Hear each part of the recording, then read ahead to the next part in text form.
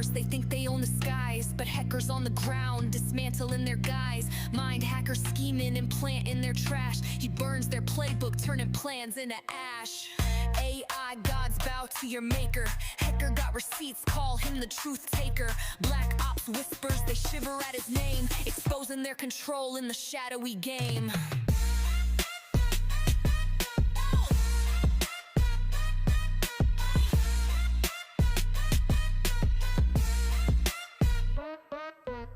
Say lurking, but he's too quick, turning their tactics into parlor tricks. Code break assassin, the watchdog's bane, shining bright light through their data stained chain. Digital renegade, fighting the haze, hero of the code in these glitching days, mocking their control, shattering the cage.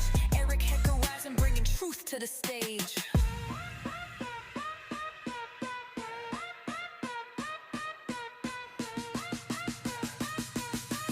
Eric Hecker rising, bringing truth to the stage.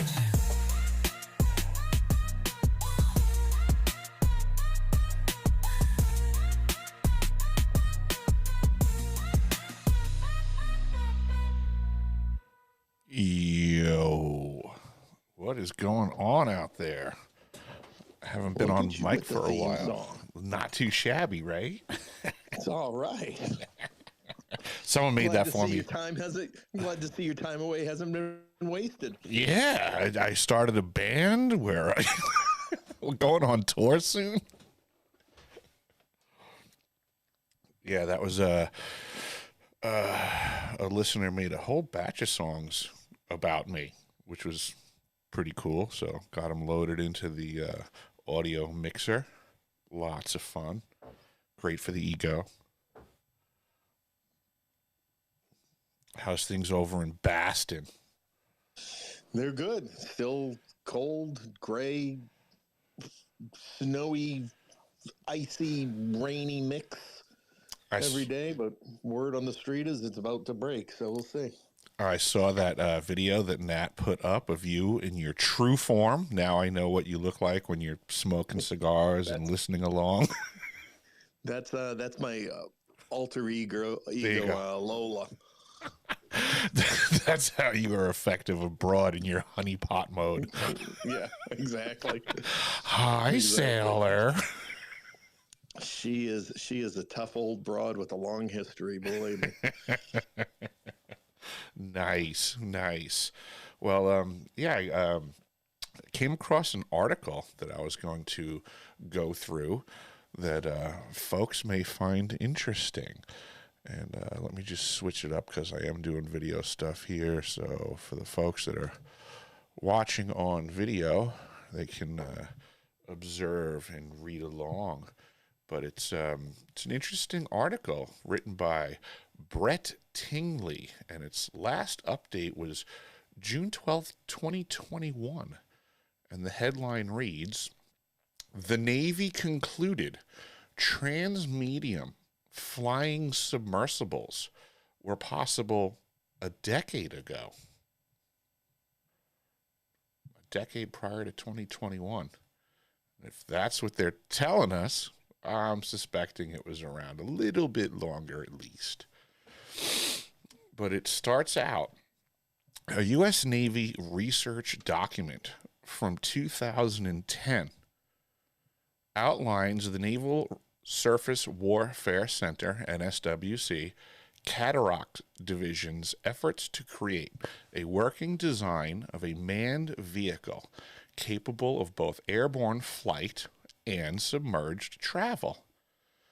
The craft was intended to provide stealthy transport for Special Forces units into and out of operating areas. This wasn't the first study of its kind to propose such a transmedium vehicle, defined as one capable of operating in multiple domains, such as in the air and underwater.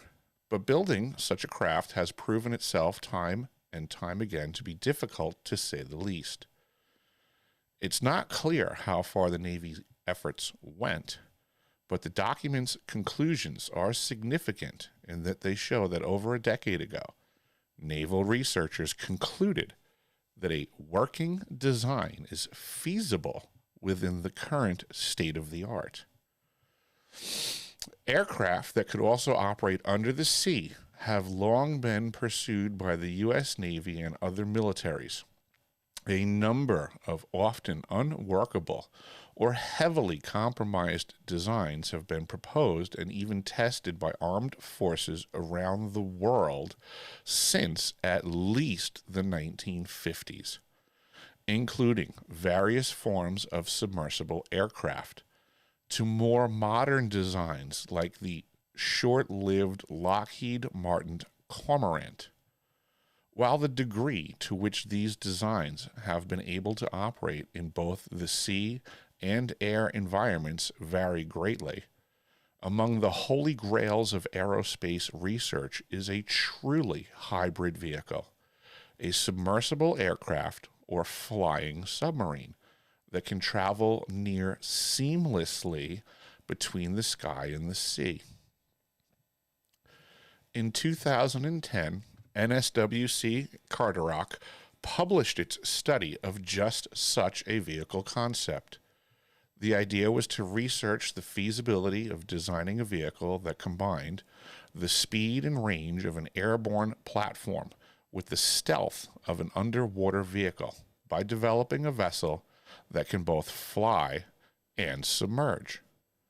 The ultimate goal was to work towards developing a vehicle that could insert and extract special forces units at much greater ranges and speeds than existing platforms at the time, and be able to do so in locations that were not previously accessible without direct support from additional military assets. There have been far less ambitious boat submarine concepts brought to life as of late that try to address the issues of getting around the inherent limitations of existing swimmer delivery options.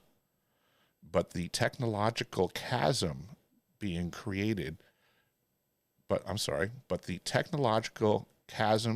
between creating a vehicle that can transition between the surface and subsurface of the ocean and creating a true flying submarine is absolutely massive.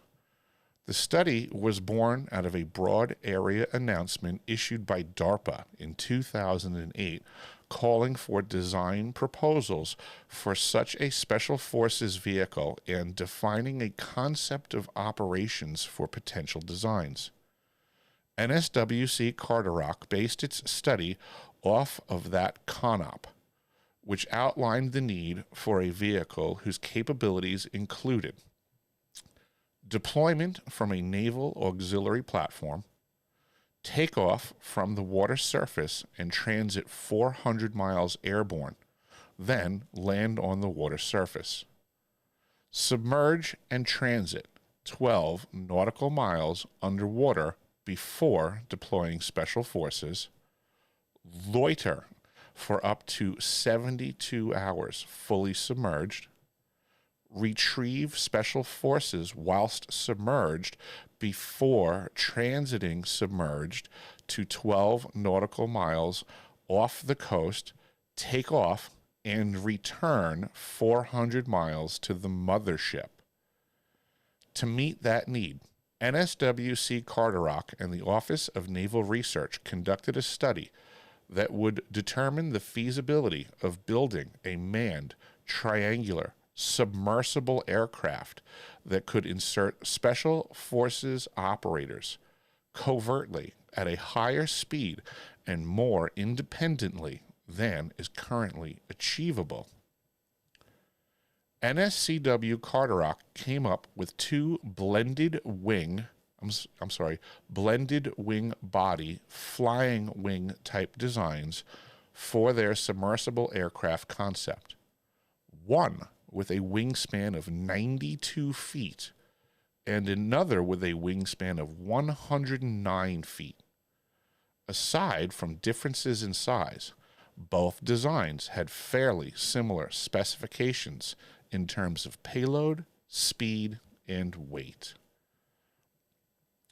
The submersible aircraft was designed to be operated by a crew of two, with room to accommodate 6 more Special Forces personnel for transportation. When underwater, the craft would have an operating depth of 30 meters and a speed of 6 knots. In the air, the craft would reach 200 miles per hour. Propulsion was an obvious challenge the study considered, and authors note that it quickly became apparent that turbofans, turboprops, and pulse jet systems should be considered in more detail. In the end, based on fuel considerations and each propulsion method's ability to be sealed when underwater, it was decided that the best propulsion choices were twin turbofans with sealable nacelles for air and sea surface operating modes, while a single drop-down electrically driven thruster was chosen for submerged operations. In order to assess the feasibility of the overall concept, a scale model with a 6-foot wingspan powered by 2 11-volt motors was constructed for testing.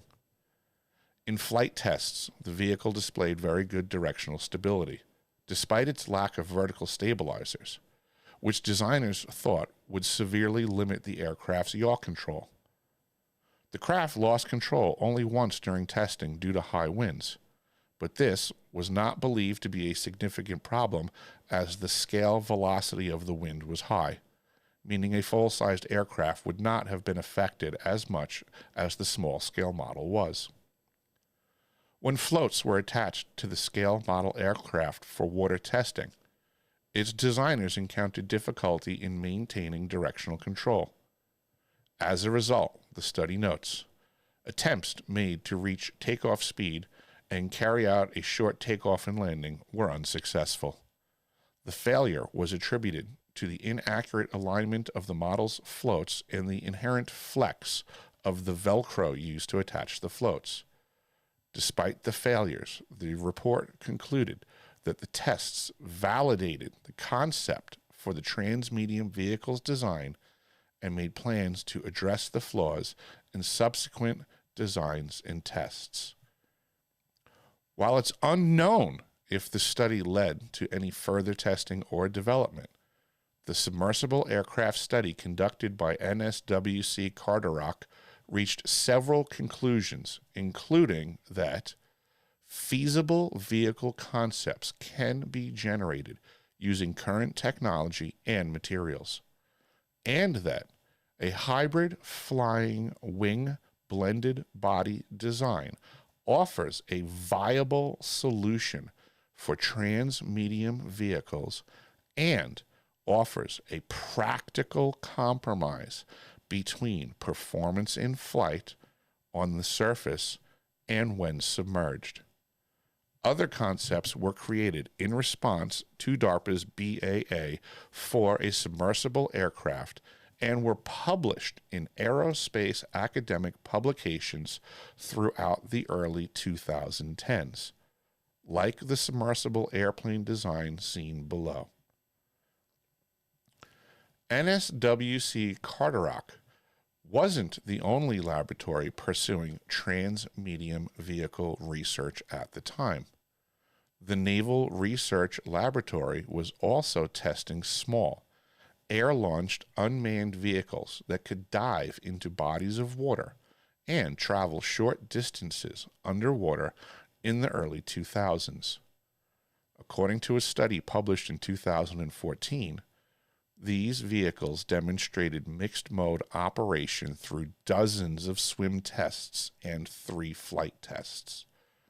Although the study never accomplished air-to-underwater operation in a single test, the Office of Naval Research also developed at least one such vehicle, the Flying Sea Glider.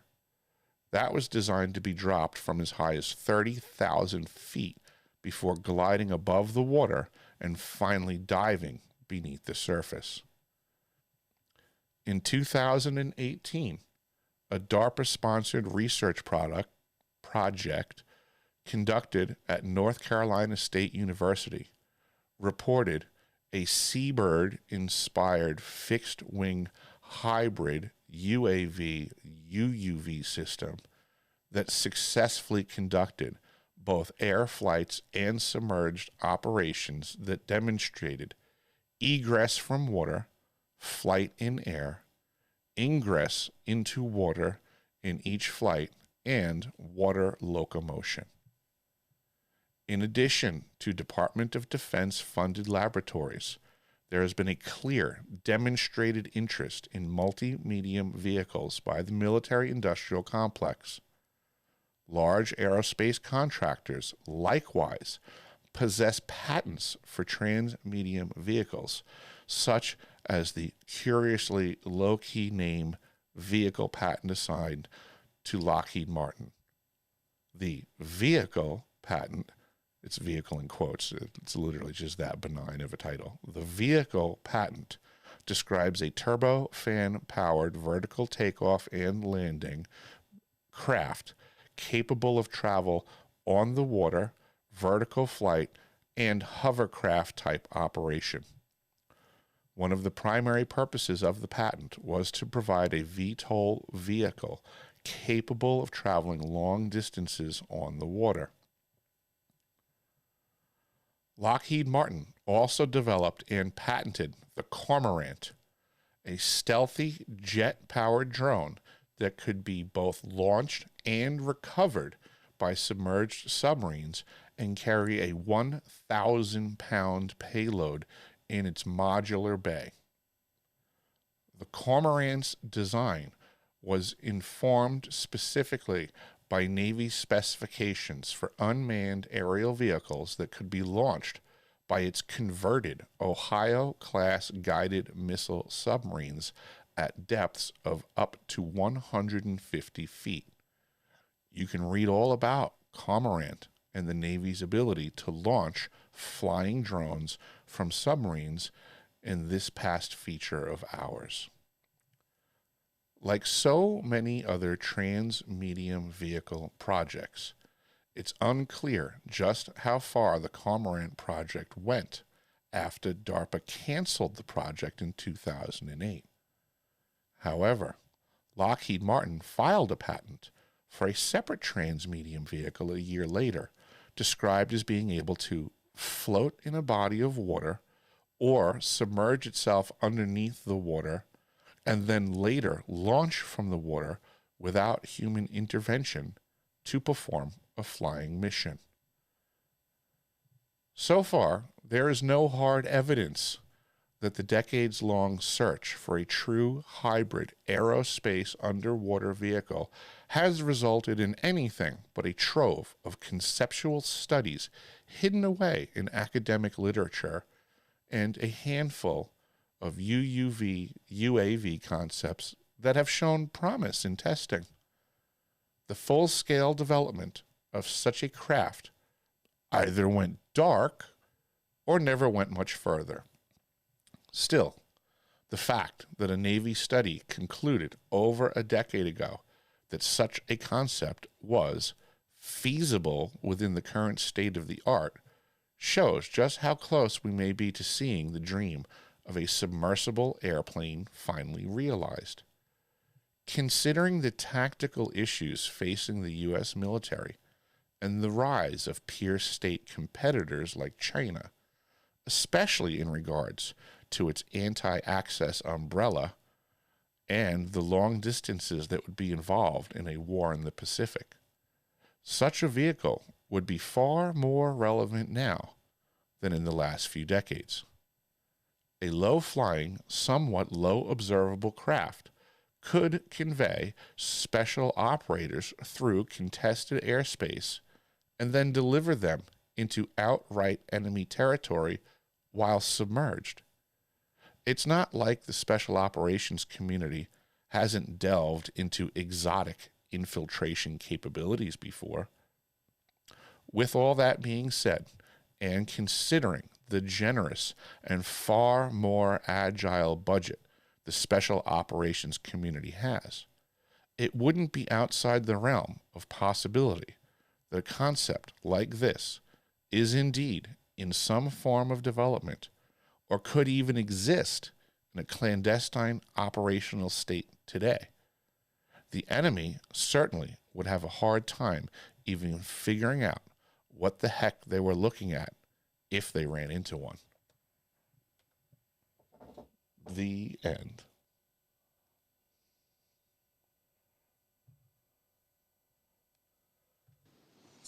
So I recall, Eric, in past discussions, you discussing other things that have been seen that reflect a flying submarine or that have been in popular culture. But those were what, 2004? This article was 2010, you said? This article was 2021, referencing as far back as 10 years of prior activity. So potentially in the time frame. Oh, absolutely. One of the projects that they mentioned in this article, the Cormorant, is one of the ones that I've, as the article mentions, could potentially have just simply gone dark. I mean, it seemed to work perfectly for everything that it was designed to do, to, be carried in the vertical launch tubes of the Ohio-class submarine, to be launched while underway, to then, transit underwater or surface immediately discretionally, to then go accomplish its mission, and then return to be retrieved by an underway submarine. So, I mean, with all the stuff that we're seeing in the world and everybody, screaming from the mountaintops, UFO, UFO, I mean, it seems to me that there's decades-long programs that could potentially fit the bill for that which we, the people of this planet, are observing, and it's just simply monopolized technology that we're not allowed to know about. It's that whole UFO song and dance, It's not ours, Gene. We don't have that. There's no known technology that man has that could do the things that we're seeing. Stuff coming out of the water, flying around and going back in the water. USOs. Yeah. Well, I think it's it's twofold, and it, prompts another thought, of what I found in my own research. I agree. I think, and I've said it many times, that a lot of what we're seeing or is being reported now, never mind, the advancements of technology that we all have video and photo capabilities in our pockets 24/7 and the rest of it, is more probably technology that we have. I think, the statements and investigations from Arrow that have, talked about, they're going and looking at stuff and saying, yes, it's advanced technology. I don't think that Arrow is lying. I think the scenario that somebody sees something, whatever evidence it is they bring to them, Arrow goes and investigates, and somebody says, yeah, this is the thing we've been working on the last 25 years. Yes, it's going to look like this, and it's going to be, anomalous to the average citizen, and Arrow kind of stops there. My line of work and all of this, and my fall through is, great, what about the 25 and the 30 and the 40 years even before that? How did the technology get there? I've always leaned back on the origins question, essentially, that I can see that what we have now can be ours, but what exactly are the origins? How did we get there? And, the progress of it. The second part of that, and what you said, is consistent with what I've found in my research, that there is decades and large periods of time that particular science is pursued publicly, that it is spread amongst institutions, contractors, government agencies, and the rest of it. Things seem to be successful, and then they just disappear. And, I think that's where what goes into the SAPs and what goes into the black world, they focus on individual components and then it's the assembly, the unification into one device that gets hidden and tucked away over time. Yeah. Not that far off from you on most of what you just said. With, I think the only caveat is I kind of really look down on Arrow for everything that they were supposed to be doing versus what they did do. The it looked to me, from my experience, to be more about gathering intel to figure out what they have to counter intel versus providing transparency and truth. And I'll give as an example, obviously you're somewhat familiar with what I'm up to and what I discuss, and I tell everybody pretty much the same spiel, all the things that concern me. I'm sure you can gather that when I went to Arrow, I didn't pull any punches. So when Arrow gave their summary report to the public, they stated very clearly that, in regards to the topic of directed energy weapons, Havana Syndrome, and AHI, they were asked about, reports of victims. And in their statement, they said that they had reports of victims of Havana Syndrome from every single continent except for Antarctica. And I almost fell out of my chair when I heard them say that. That was a lie. They lied. So it begs the question from my perspective, who else's testimony are they treating that way? Where they receive it and then lie about it?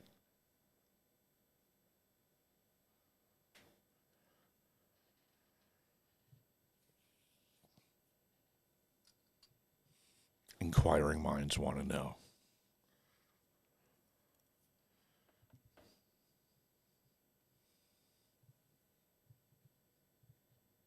Uh-oh. If you're speaking, Gene, I ain't hearing you.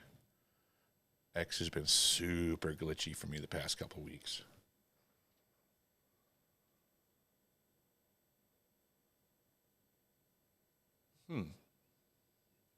Oh, and looks like Gene got bounced. He's probably glitching too. But I see we got some other folks in here. I'm just moving some screens around. Give me 1 second. Requested. Who do we got there? Marie. Welcome, Marie. Just approved your request. See, we got Ocean out there. Burr, burr, burr, burr. Mr. Wolf. Arf. Just gonna move this screen here so I can. Come on. Man, everything is glitching. Whoa.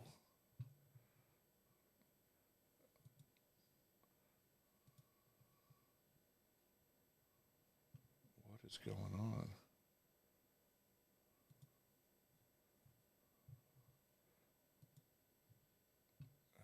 More requests. We got Gene is back. We got data approving. Let's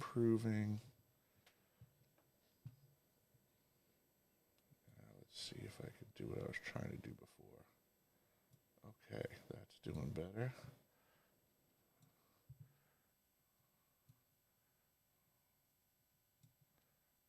I did approve folks to speak, but I am not hearing anything. Sorry, I'm eating. Oh, no worries. I hope it's something delicious. It's not. Honesty is the best policy. We got another request here.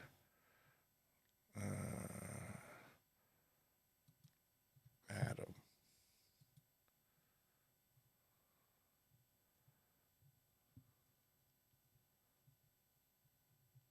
Yes. Sorry, I joined, and I was off kind of like cooking my shitty meal and walking around and doing other things, smoked a cigarette. But then I came back. Oh, I no heard worries. some of what was being discussed. and I'm just catching up. Oh, no worries. Yeah, just basically talking about, technologies that have been at the very least researched into for the past couple of decades. You know, topics that are very interesting to me. This whole idea of, you know, craft that can be transmedium, as the article references, stuff that can go into the water, out of the water, up into the air, back down into the water. So, I've been kind of trying to let folks consider the possibility of the existence of these types of things. Most people think I'm bonkers, but, there's a desire to make these things. The copious amounts of money being put into research for it, I think, is indicative of that. And yeah, I highly doubt that these things get to the point of proving function and then all of a sudden get put down. I think it's more likely that they go into a darker corner of the world. So we're not talking airships then. We're talking something else. Because when I heard flying, when I'm thinking flying submarines, I'm thinking like something massive that stays up in the atmosphere. I'm not opposed to that. I think what's being discussed in this article is just a scaled down version of it. But the sciences that are coming to the forefront contemporarily, to me, it's indicative of them having looked into them, and it begs the question of how much function have they gained. So the cormorant being able to fold itself up into a Ohio class torpedo vertical launch tube, and then pop out and basically transform a little bit, go do its mission, come back, compress itself back into tube dimensions, is a lot of proof of concept going on there for things that could have been exactly what people have been observing as activities that they've been getting dotied into thinking, oh, it's just a UFO. We don't have that technology. So if that's been going on for many years, I'm very open to the idea of this stuff having been scaled up through forms of physics that we, for the most part, are unbeknownst to. But I'm certainly open to the possibility of the existence of those aspects of physics that aren't being rolled around to most of the world.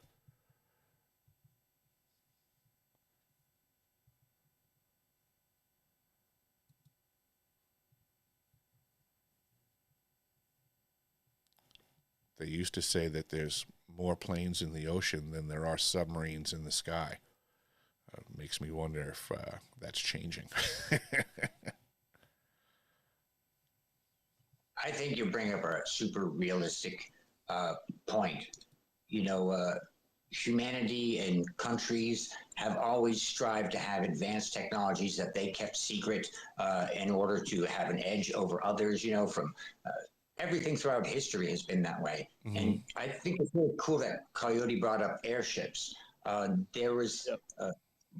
Were airships visible and great testimonials and evidence of them before we had blimps and zeppelins and other things, but there were precedents to it. And an interesting thing about the airships is they had wacky things on them like bat wings and other weird things that now we look back and it's like, wow, that's weird. But when you're pioneering and doing these things and well-financed, you try a bunch of different stuff. There were ghost rockets before missiles. There were, triangle craft seen in the skies before our triangle-shaped craft.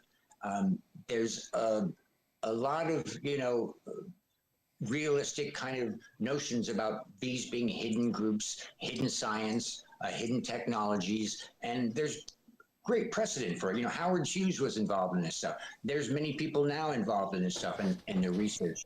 So I think it's very reasonable. And from my experience, I'm 110% certain that there's very advanced sciences and technologies that are withheld from us for a wide variety of reasons. Yeah, absolutely. I smell what you're cooking there. I'm right there with you.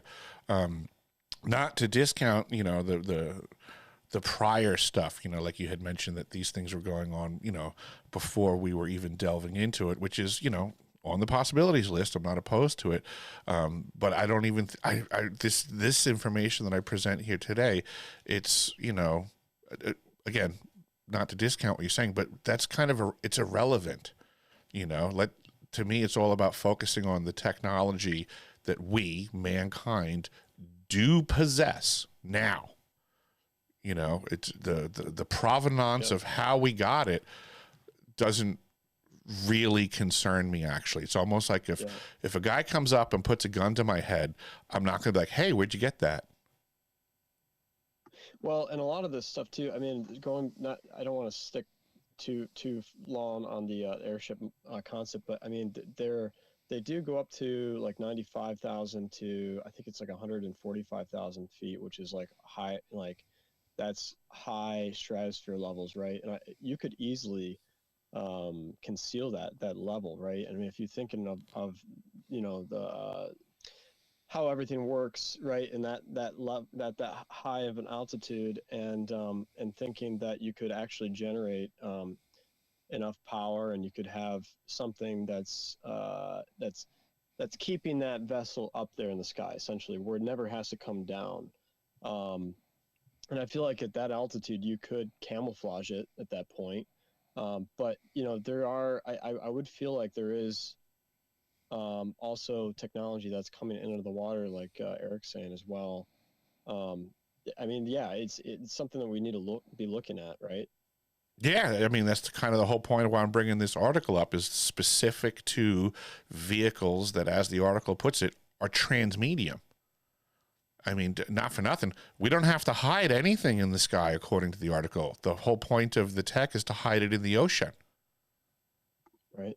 Do you have this article? I mean, is this? I posted it into the comments section where I posted it on my page. So I don't know what's going on with X. Normally, I open up the space on my laptop, and then I have to open up the space on my phone to get the purple pill to work.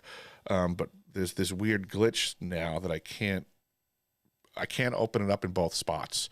So I can't initiate the purple pill. Yeah. Oh, yeah, yeah. Mm-hmm. I've got it right here. Okay. This twz.com. Yeah. Yep. Yeah, so that's the article from 2021 saying that this is, you know, research from a decade prior. So again, in my brain, that means at the very least, add another decade to the front end of that. You know, the article even states that they've been researching it since the 50s. There's been some leaks recently, like within the last year or so, of these unmanned aquatic submarines that look almost like a manta ray. Yes. That essentially has like a nuclear reactor on board, like a small, like a, you know, miniaturized nuclear reactor that it can stay in the water basically for, like, you know, indefinitely, like 20 years, who knows. Yeah, there's a company called Hyperion Power Generation quite a few years back. They got the first rights to patented information from Los Alamos National Labs, what they referred to back at the time as a nuclear battery. No moving parts, and, you know, size of a hot tub, basically. Copious amounts of energy that can come out of this thing. And yeah, I mean, so in reality, power's never really been a problem for these programs. They can make the power that they need. It's just a matter of you know, propulsion. I'm almost at this feeling. I don't know how I feel about the geopolitics of everything, but it definitely does feel that we're now at this pivotal point where we have at least the people that are a part of our, you know, deep state, or whatever you want to call it, has maybe they've had the technology for a long time, but now they have been able to mass produce it, right? Where it is now, maybe they're feeling at this point that they can, this whole, like, you know, New World Order thing, right? Like now it's like, okay, we can easily, you know, take over, like we can easily, like, go into, you know, Chinese waters or Russian waters and territory, and like just basically like it's like they have no stance with us at this point. Like if we have enough of that ramped up of this technology that's being deployed, it's kind of like this Goliath that can't be taken down at this point. And that's why we're starting to see this leaking out more and more so, because it's going to be publicized eventually, like, right? I think this stuff's been in production, mass produced for a very long time, and the only reason that we're becoming aware of it is because there's now so much of it already in action that they can't hide it anymore. There's so many other factions around the world. The technologies that have been monopolized for decades by factions operating without oversight, we've just reached a volume of activity that can no longer be kept in the shadows. I don't think they're about to start mass producing. I think they've been producing this stuff for decades. No. Yeah, that's what I mean. Yeah, it's just at this point now they just can't hide like, it anymore. It's go time. They're going to start pulling the trigger on operations of taking. And again, like this is, I don't know what I believe as far as the geopolitics of things, but like China, the whole China-Russia narrative, right? All that's like it's like because they have their own programs too, right? So at this point, like it does seem like you're saying too. I mean, we have the Venezuela. Don't forget private corporations too. I mean, I get that there's battles amongst nations, but Gene, who was in here earlier, he did that same type of work outside of the government aspects. So corporations are very big into this stuff, and specific to the term I used before, factions operating without oversight. If nobody knows the technologies exist publicly, then they're unregulated. So these people have great liberty to function with plausible deniability when anytime it looks like their activities are going to be seen, they can chuck a couple of bucks at it and just be like, oh yeah, UFO story. Which seems to be par for the course for the decades of activity that we've been seeing, which could very well just be man-made activity and a little bit of marketing influence to be like, yeah, no, we don't have that tech. It's UFOs. It's not Raytheon fighting Lockheed Martin or, Chinese counterparts, so to say. Right. Where do you see this going, though, Eric? Like, what do you think I mean, obviously, you don't want to say too much, but like, where do you think this is leading to? In your opinion? Mass chaos and activities at a much greater volume that can no longer be hidden because too many factions have access to the tech now. Right. Like I'm seeing a lot of like I've been looking at the whole seismic graph, a lot of these charts and the solar charts, and seeing like the doomsday fish are starting to wash up more and more now. And I'm wondering how much of that is naturally produced by our external environment, but and how much of that is actually being influenced by let's say like the directed energy weaponry that you're familiar with. I don't know what you mean by doomsday fish. So the oarfish, there's these like massive fish that live at very deep levels of the sea, and so when there's any kind of energetical phenomenon that happens, whether it's earthquakes or the geomagnetic field of the planet, right? The influence, like you see these in Japan, they call them doomsday fish because they wash ashore before a massive tsunami or major earthquake or something like that, because they get disturbed at very great depths, and then they get pushed up, right, to where they can't come down, and then they start to die, obviously, because they're not, it's the same concept of like the bends, right? It's like that same thing. Yeah, they're more used to higher pressure, I gather. Right. So, but we're seeing these wash up in, I find very interesting areas, and it's, I wonder how, and again, it's like I wonder if how much of this is related to the solar activity and how much it is related to maybe ongoing events here on the planet with these contractors and governments with their secret operations. Yeah, I mean, makes one wonder. I don't know what to say to that. It's hard to relate one to the other. I would default to nature being the primary cause for any of these aberrant oarfish, right? I just looked up a little bit about them. I don't imagine that we can deny that the Earth, of course, is undergoing significant changes with regards to, I guess, the internals of the planet because of long cycles of the Earth's orbit around the sun and energetics from the rest of the galaxy we're in.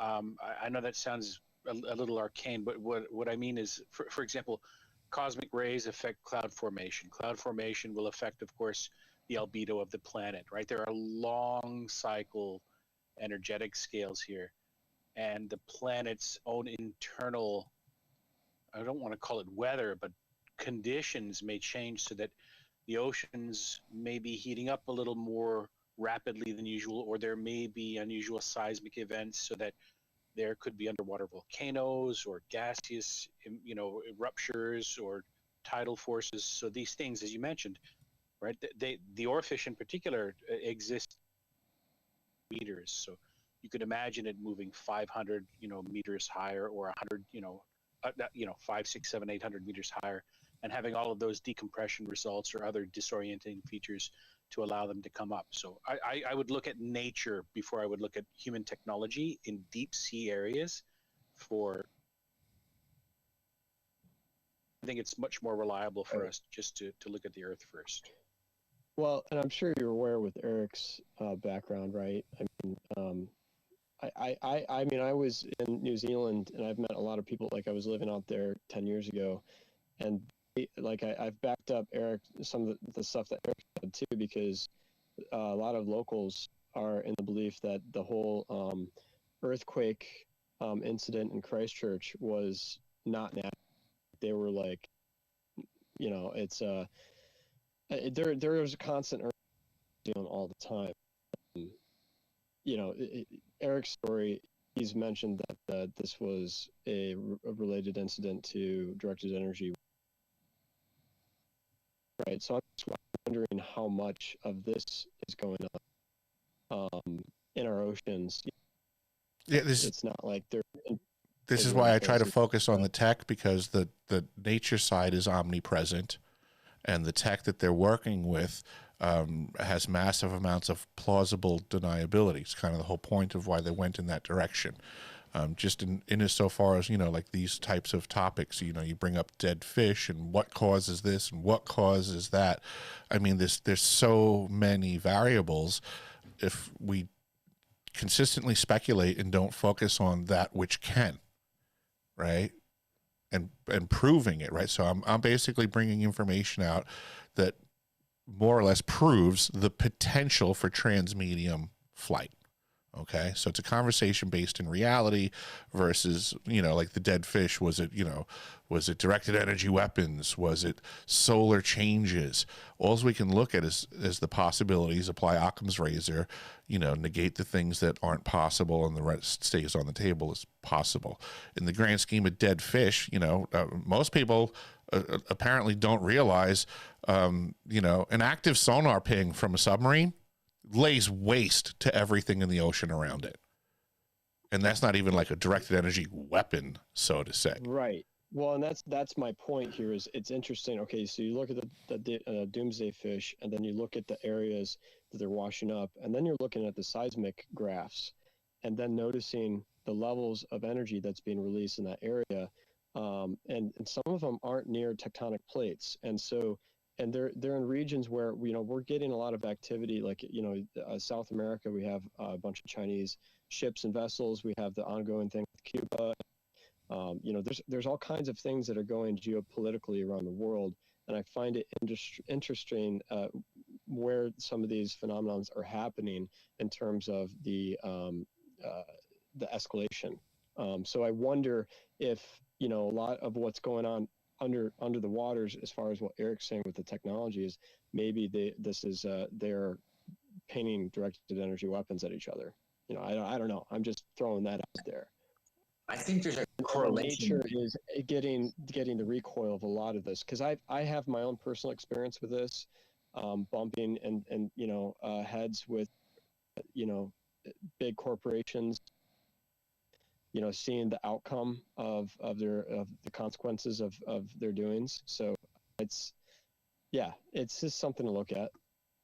Fair enough. I mean, I see Alien Protocols has his hand up there. Fire away.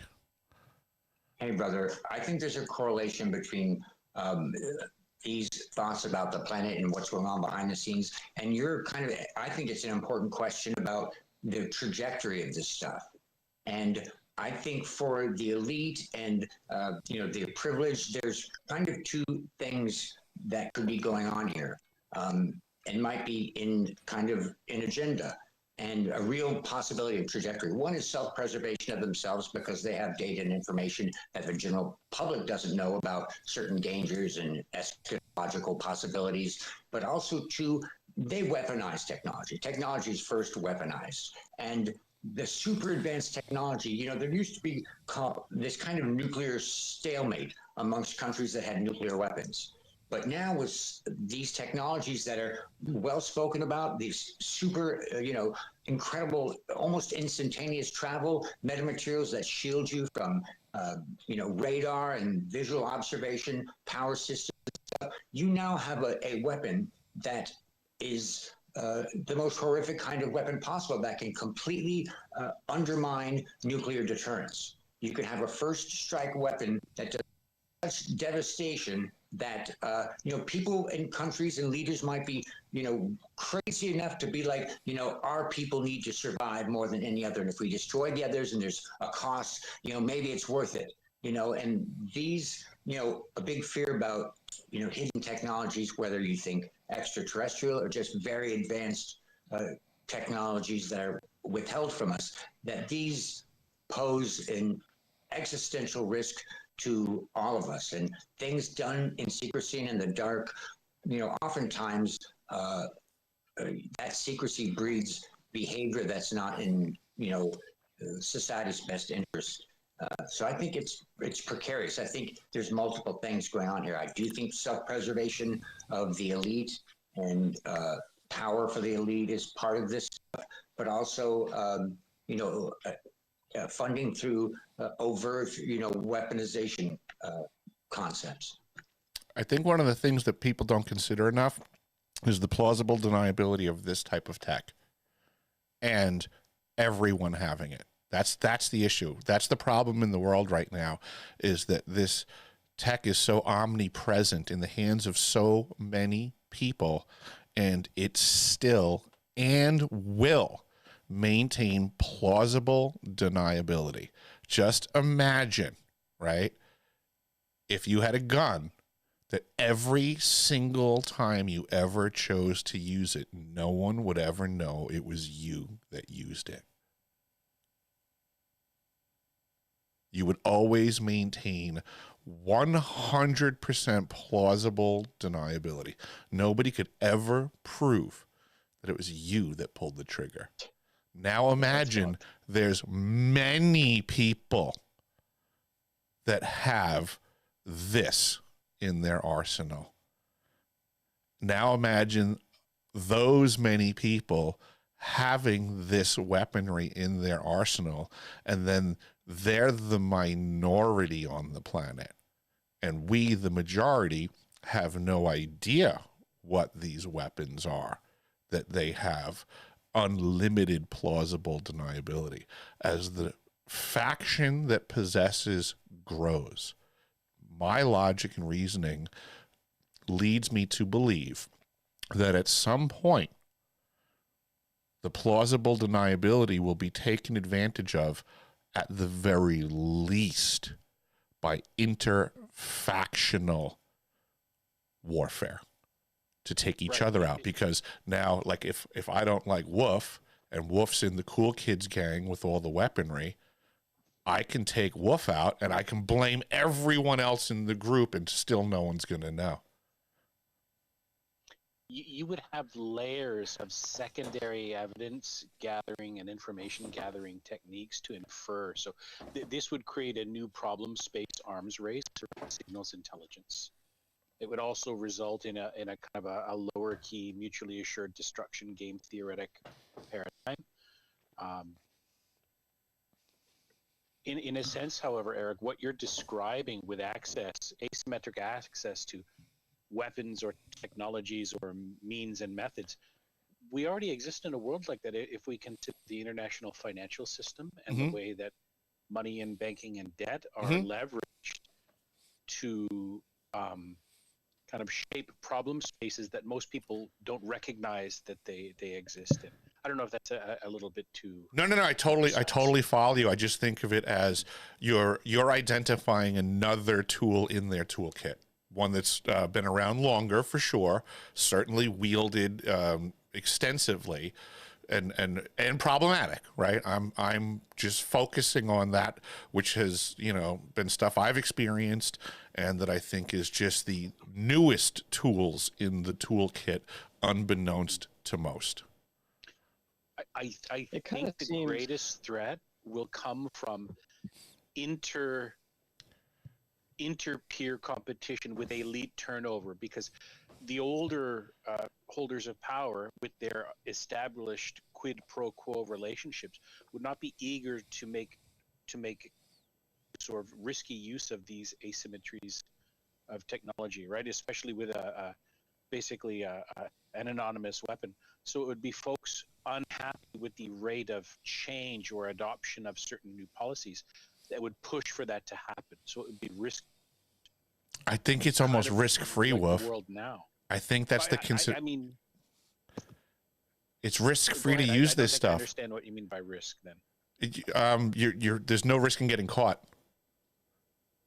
Like, we have to put our heads in that headspace. There's no risk in getting caught using this stuff. Yeah, I think this is like a new form of fascism, right? I mean, if you think about it, we have people that are not a part of the military that have complete immunity, right? Like, a lot of this stuff doesn't seem like it would be ethically legal, right? Because it has to be like if we were to come together, right, as civilians, citizens, and build this said technology to protect us, we would probably or prison for this. So what gives them the audacity to forego with progression of this technology? The clear answer is their audacity. It's, I mean, that's their ability. That's it. It seems to me that we need to, we the people, building this shit and protect ourselves from. Yeah, I wouldn't argue that we are in a pickle, and we should be doing something. But I do see that Marie has her hand up there. Welcome, Marie. Thank you, Eric. Hi guys. Yeah, I think one of my questions was stolen about the manta ray. Did you notice the focused underwater you're breaking up on me, and I think technologies? it's a me issue. Was it? It could be me too. Oh, good.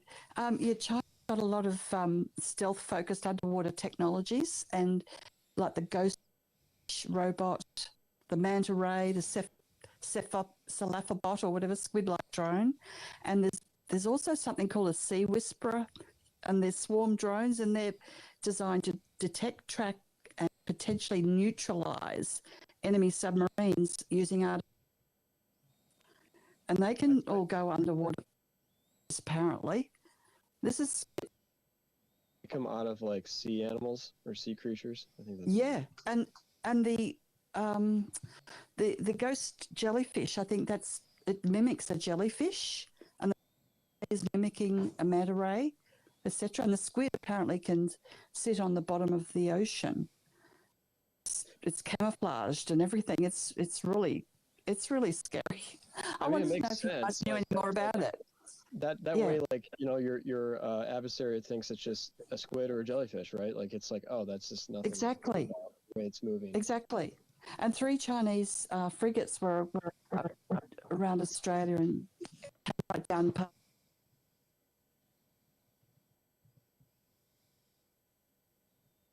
borders around all our countries right now.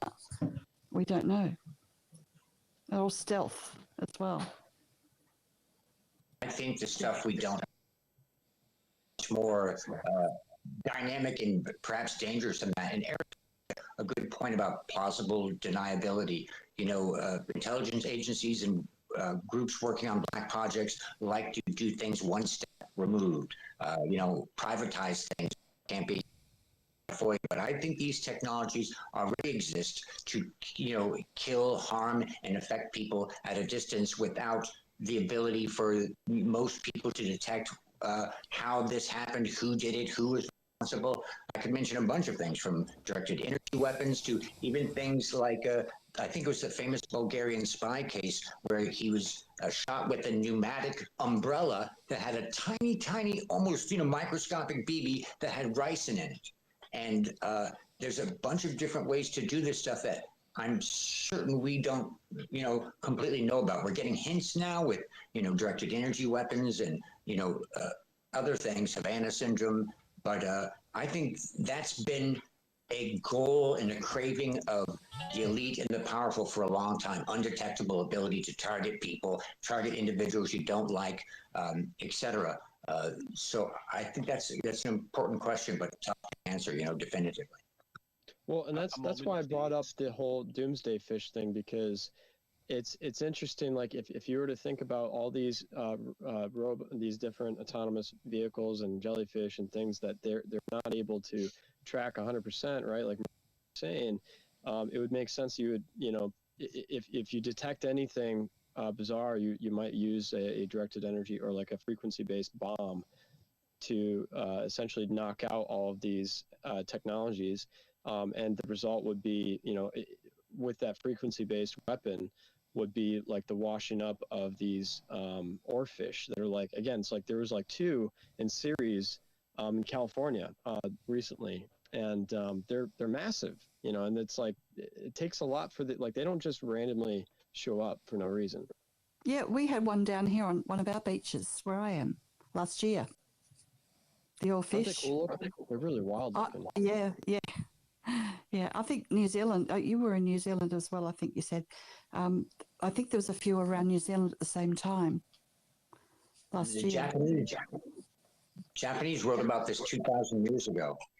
There's different kind of hints of things to come that we see, you know, in nature as well too. So there's a lot of, you know, different things probably going on, and mundane and perhaps not mundane explanations. So these questions are important to me. Breadcrumbs. They're all breadcrumbs. I just wanted to comment on something that Wolf had wrote to me, and very fair question, Wolf. And I think what you might have missed was just how I wasn't focusing so much on the pure reality of something being totally anonymous. That was kind of the hypothetical side, to discuss the ramifications of such a situation. Right? Imagine if you had a gun that every time you pulled the trigger, nobody's going to know that it's you. Right? So the plausible deniability was kind of the hypothetical. I do appreciate that there are levels of plausible deniability, and yes, a secret can only be so secret for so long, but then the plausible deniability is a tricky term, because so like let's say you're on my team with invisible gun, right? And I pull the trigger and I utilize this weapon, and then you turn tail as a traitor and you go tell someone, well, that in this equation it still doesn't prove anything to any of these parties. It still maintains plausible deniability, so that it empowers these people to still operate even if there's a potential for a leak, of which I would, as I'm saying this is very similar to my situation at South Pole Station, right? They have a system with a high level of plausible deniability. I've gone public. They still maintain an extremely high level of plausible deniability. Yeah. there needs to be ultimately a shift in the public's attention. It's almost like a catalytic reaction, right? There's a certain point where you hit a saturation level, solution kind of bleeds out of the liquid it's suspended in. Human attention is the same way. Pizzagate, for example, was really beginning to break news ground 4 or 5 years ago, prior to COVID, and then after COVID, it was of course eclipsed in terms of importance. But all of the momentum that was built up with some journalists actually beginning to take the first of reputational risk to report on that story fizzled out. Right, so that plausibility of denial in the information space was kind of, if not wielded, maybe nudged or coalesced, and those stories were smothered. They're reemerging now, of course, but we know the news cycle itself is so full of churn that there's almost plausible deniability for everything now because we're endlessly distracted. Absolutely. And I would just say that this is completely by design and part of the weaponry that is, social media platforms.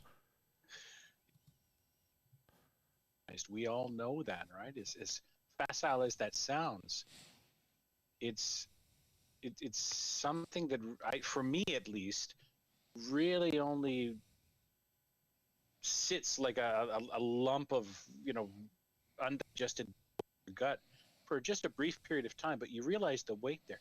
There's so very much in the way of asymmetry in our political systems that it's easier for most of us just to go back to sleep. It's horrifying. Absolutely. I mean, it's almost baseball season, damn it. We have things to focus on. AFL season down here, much better. You should watch that. You'd like it. Did you say AFL? What's AFL? Aussie Football Australia. League. Go Dockers. Exactly. And No, he does it not in Dockers. Australian accent. Did you like his Australian accent, Marie? Yeah, I did. But no, you got to go for the Brisbane Lions, guys. They've won 2 grand finals in the past 2 years. And then I actually went to a Dockers game when I visited Australia. isn't it a good game? I love it. It's not bad. I was losing my mind on trying to figure out what the hell are the rules about how they use the clock. And nobody could answer it for me. Did you say use the clock? Did you just say use the clock? You wish, Daz. It was a C-L-O-C-K. clock, as in He just said use the clock. time No, he keeping. didn't.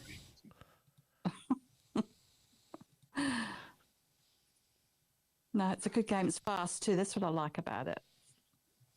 Not like rugby league and rugby union. Anyway, getting off the track. Sorry, guys. No worries. You got your hand up there, I was protocols. wanting to say hi to Eric. Hey, hello there, Daz. Excited to see him. I was just taking a little break from doing my.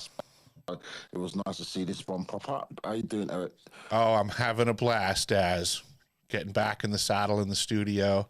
Had a little hiatus here due to some life issues that I had to deal with. This space has been glitchy, Daz. He may be Okay. with his audio. Actually, That it helps when I happens take the mute sometimes. button off. I'm a spaz on that one. My fault.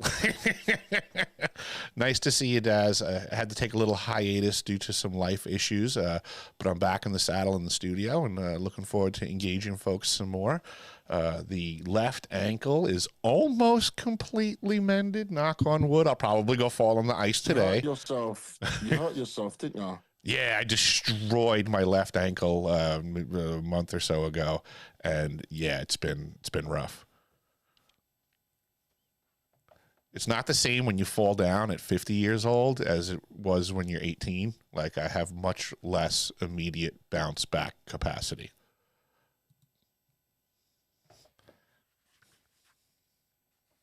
It's good to see you. Hangovers hit real different too.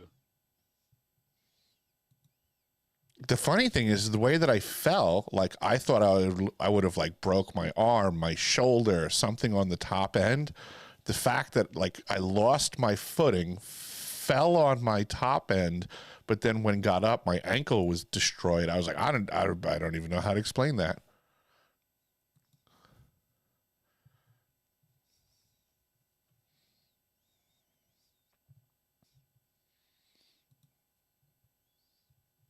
Adam, welcome to the space. You've requested a couple of times. I brought you up. Not hearing anything from you. What do you got? G'day, mate. First time spoken to you. I know a little bit about your background. Very happy to be here. I just stumbled across your space by accident, as it were, and very interested in hearing more about your experience and what you've got to Raytheon and down at the pole and other experiences. Oh, you got it. If you're new to my stuff, you can jump on. I got a website, deciphering.tv. There's a video on there. If I remember correctly, the producer was the Gnostic Astronauts podcast. Very easy to find when you scroll through the posts, and that one pretty much in a nutshell will bring you up to speed with what I'm up to in the world. So by all means, take a look at that, and yeah, that should blow your hair back a little. Yeah, thanks, mate. Subject that I've been long interested in, and I've given you a follow, so hopefully, yeah, I'll be able to get up to speed with what you've been up to. Thanks again. You got it.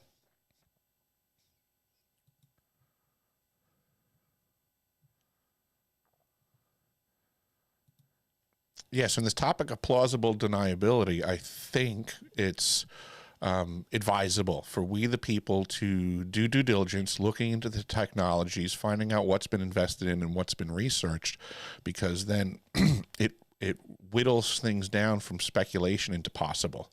And then when we start looking at the table of all things that are possible, then we can move in a better direction of what's probably going on.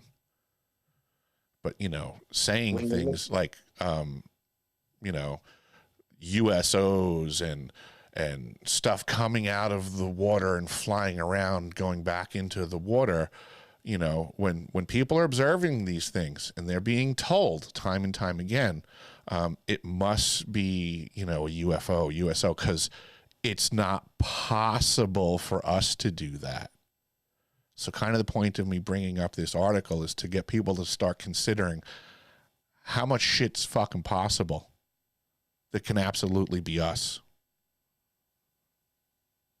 Where people thought that heavier than air flight would be impossible, and that going to the moon would be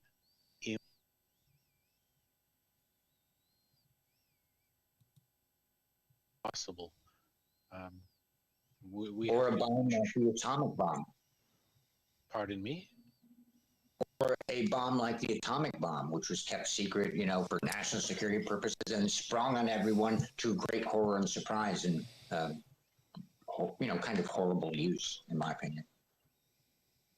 Yeah, I remember teaching a class of kids about it was a story in a children's literature. It was 19th century United States, and they were asking, you know, people for their predictions about the future, and one of the people queried was a officer who stated that he thinks that everything that could possibly be invented has been invented, and you know, all the new patents are just variations on pre-existing themes. This was in the very late 19th century. Of course, he was terribly wrong, but he spoke with all the confidence that a man in his position, in his office, with his experience, could muster. His was a very conservative opinion. So it's important for us to, I guess, ground our expectations, right? The SR-71 Blackbird was, what, a late 1950s, early 1960s technology, and it was, what, 40, 50 years ahead of its time? That's not possible that they can hide technology like that for so long, Wolf. If I remember correctly, I heard somewhere that in the United States, I forget exactly when, 1860s, 1890s, something to that effect, there were serious conversations to close down the patent office because they were calculating that, well, we've pretty much invented everything. Okay, you've come across the same material. I was teaching those kids, at least in relation to that story. Yeah. Another one that I thought was great. Oh, absolutely, Marie. Thanks for coming in. There was another funny one that I heard that back in the day, they were concerned. They were trying to regulate how fast trains could travel, and I'm totally butchering this, but it functions for the conversation. It was something like there were many scientists that were thoroughly convinced that the human body couldn't hold together if it was moving at something like faster than 40 miles an hour. So they looked at travel by train as something that they needed to regulate the top speed down so that people didn't disintegrate. Can I ask you a question? And like Buddy may know, as he kind of just, you know, Go for it. my head, right? Because you speak about all these like mad weapons and that. Are there worse weapons than the atomic bomb now, Eric? Buddy, what do you think? Fuck yeah. Really? Yeah, 1,000% for many decades. Atomic weapons have been useless ever since the creation of the greater version. There will never be a nuclear war. That I learned this in 1994, and you can laugh at me all you want, but I learned it then, and from then until now, I've only learned how accurate that statement is. There'll never be a nuclear war. That's what I learned in the Navy. There'll always be the threat of a nuclear war because people will become chicken shits and be led by the nose for fear of such an activity. But it's never going to fucking happen. Do you mean a full scale, like, you know, TV movie of the week scale? My understanding is a nuclear weapon will never be used again. Okay, that's what I wanted to disagree Wow. with. I'm of the opinion that tactical nuclear weapons may be used, and may be an element in pushing nations of the world to finally kind of surrender country level sovereignty and give things over to a global governance authority. I can follow that, and let me put this in the context for which it was spoken to me. This was 1994, and there was no knowledge of these tactical nukes for the outfit that I was with. At the time, this was in reference to things like an intercontinental ballistic missile, the stuff that they're trying to scare us with. Like, they're not really in the news saying like Kim Jong-un might use a tactical nuke against us. They try to scare us with the idea of an ICBM. That's the Armageddon. Yes, like that type of nuclear activity is never going to happen. Tactical nukes, yeah, I don't doubt that those are being used. You know, it's more of a precision thing. There's not going to be a mass casualty incident from a nuke in regards to a Hiroshima or Nagasaki type situation. But we got Adam with his hand up. Go for it. Yeah, thanks, mate. I'm wondering if the premise for that is that I wasn't really listening when you started. So that was because the development of the weapons has come so far that they're now like planetary in scale and wouldn't be used because of that, or because of the countermeasures that have been developed, rendering them unusable. My understanding would be the existence of the countermeasures. Cheers. Would the countermeasures have anything to do with like alien intelligence or alien like interactions and stuff like that? Because I kind of heard that it's the threat of nuclear war, why the aliens increase their contact with it. I don't know why you would bring aliens into this conversation. I'm talking about man-made technology and how often, far too often, people are covering up man-made activities by forcing in to the conversation, what about aliens, what about UFOs? That to me is the propaganda machine. Oh, I see. Okay. Right? Okay, got you. Yeah, it's got nothing to do with that. This is the problem with the world that we're in, is when we're trying to discuss the dismal affairs that we are in, we're having it Pied Pipered into the wrong direction. So people are becoming confused at what we are capable of and trying to misdirect people's energy and efforts to get to the bottom of the dilemma that we're in by pointing people in the direction of UFOs and aliens when it's man-made fucking tech.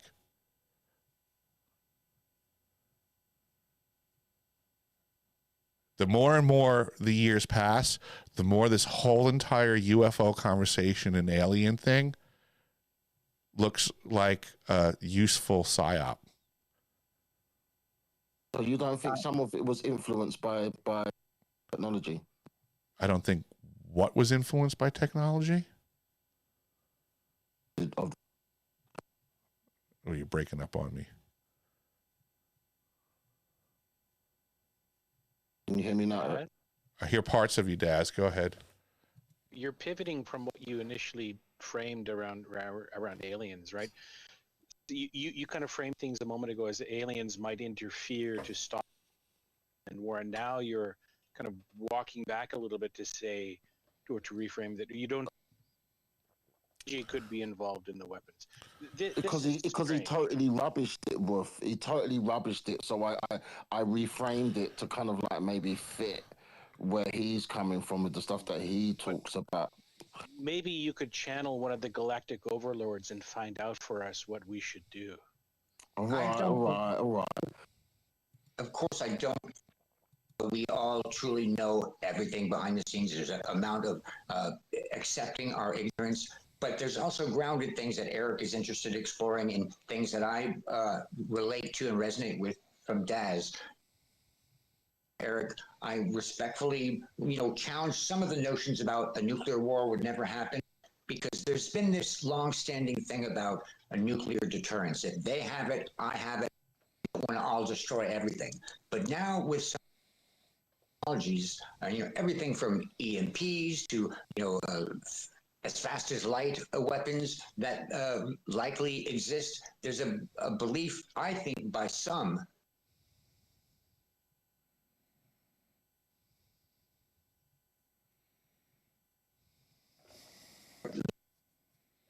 if there's not a world, then there shouldn't be a world.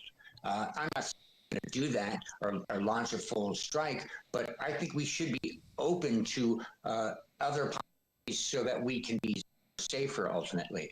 I think there's a human kind of underestimated apparatus behind technology. Humongous apparatus. Surveillance, social media, and other platform disinformation and techniques and well-known stuff. We're up against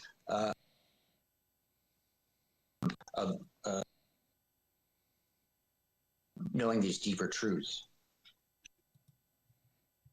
What most of us are up against is actually paying attention to the things we can change in the world and using the agency we have access to without worrying about aliens and faster than light weapons, whatever the fuck that's supposed to mean.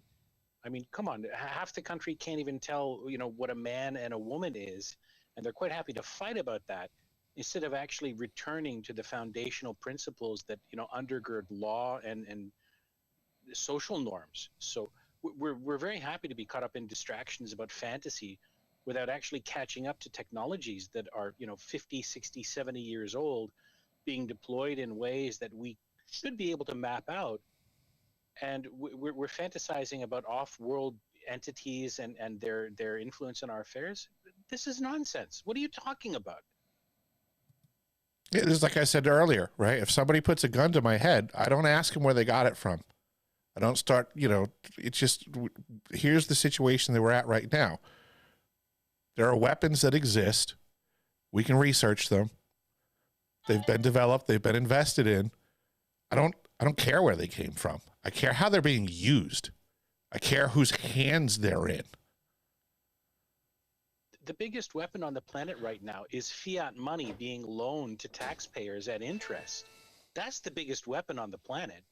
And that's something we can actually do something about. Fair enough. think the biggest Reasonable, referenceable problem. I think there's information has been deeply weaponized by all sorts of different groups simultaneously. That might even be more formative than, some financial aspects. We're in an information war where truth is the first casualty. But I value.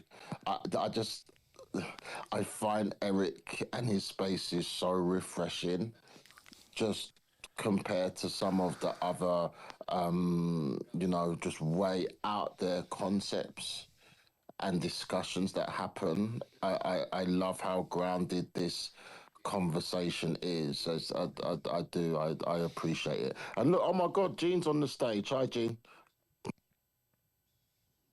I was having some connections issues earlier.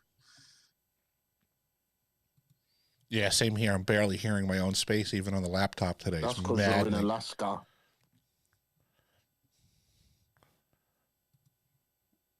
The sound waves are freezing in the upper atmosphere over Alaska. He's in Alaska.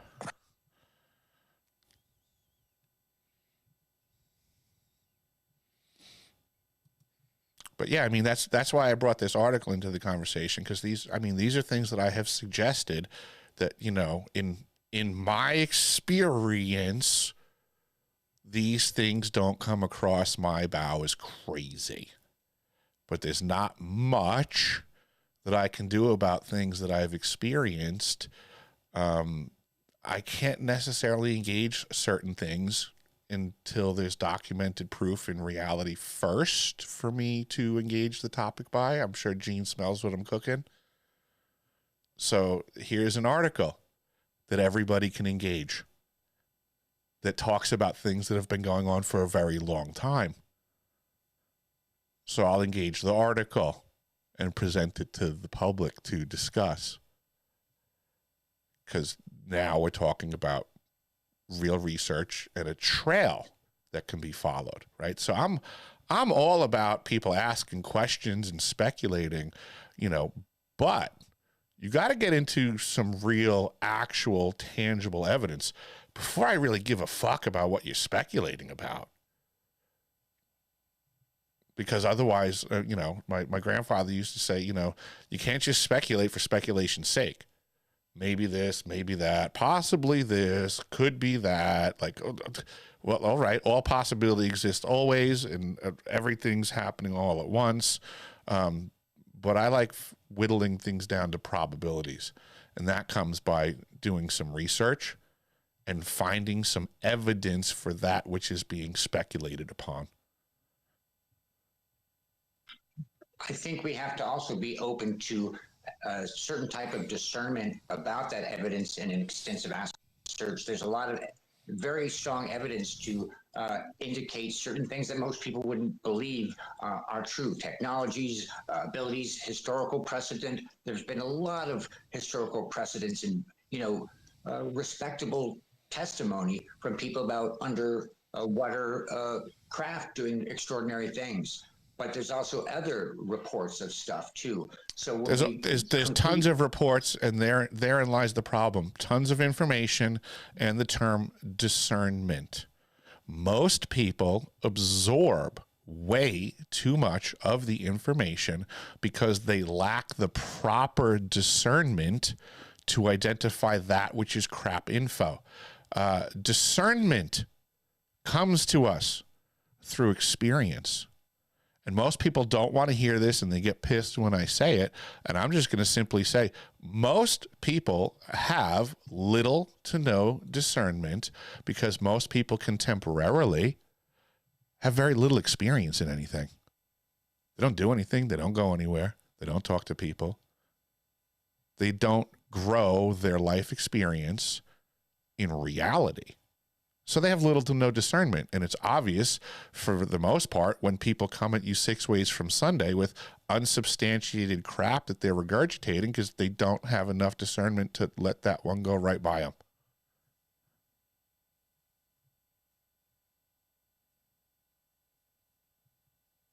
Is what it is. I see most people lacking the discernment they wish they had.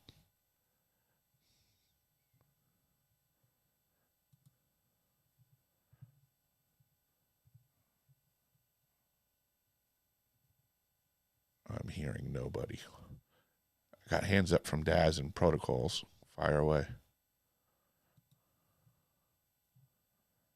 Mine might be a residual remnant from earlier, but I think concluding based on our personal experience without keeping a larger open mind and rigorously studying the evidence. You know, what you're saying is evidence about this. People use for other experiences and data that you may not resonate with as much, but may have as much pertinence and, empirical value as other experiences. For just to throw it out, a lot of people discount the possibilities of advanced intelligences because there's supposedly no evidence, but there's tons of great, very compelling cases that are corroborated with multi-sensors, multiple independent credible testimonies. You know, you can look at the 1952 flyover and the fighter pilot who chased them, and it happened for over a week, and there's multiple radars that simultaneously verified an anomaly. Jumping to conclusions about what it was truly is a little bit of a stretch, but science and our understanding comes from not negating the validity or possibility of some possibilities, but I also agree there's an Occam's razor to it, and there's other rational scientific ways of exploring it, and, you know, the scientific method. But a lot of discoveries were considered completely fucking crazy. There's no evidence for it. Galileo was the first person to really, according to a lot of our historical beliefs, the first person to realize the universe didn't revolve around us. We revolve around the sun. And we found out over time how minuscule our place is over new transformative revelations. I think I appreciate everyone's perspective because, I like to think scientifically too by taking in all the data I can, realizing my data is not flawless, and what is science to some is speculation to others. What is belief for some is not found in science by others, and we do deeper truths a more kind of respect, in my opinion, by not completely negating what seems outrageous. Schliemann thought, and a lot of people thought Troy was just a literary device, and he went and found Troy according to different stuff.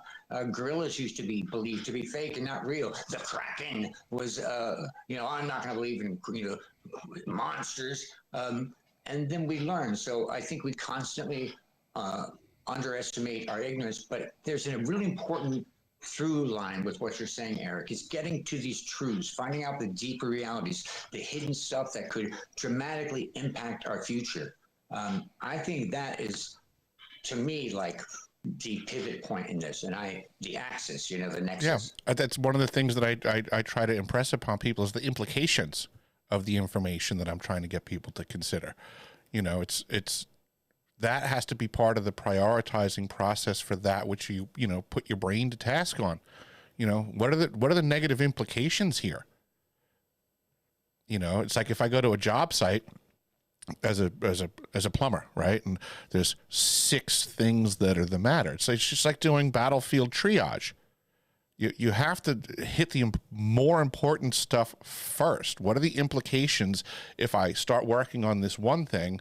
Maybe I'll fix this, little leak over here because it's an easy one. But because I didn't appreciate the implications of not engaging in other tasks that's more of a priority, more of a potential problem, well, then maybe next thing you know, the natural gas line blows out and I'm sitting there soldering a copper pipe and I just blew the whole damn house up.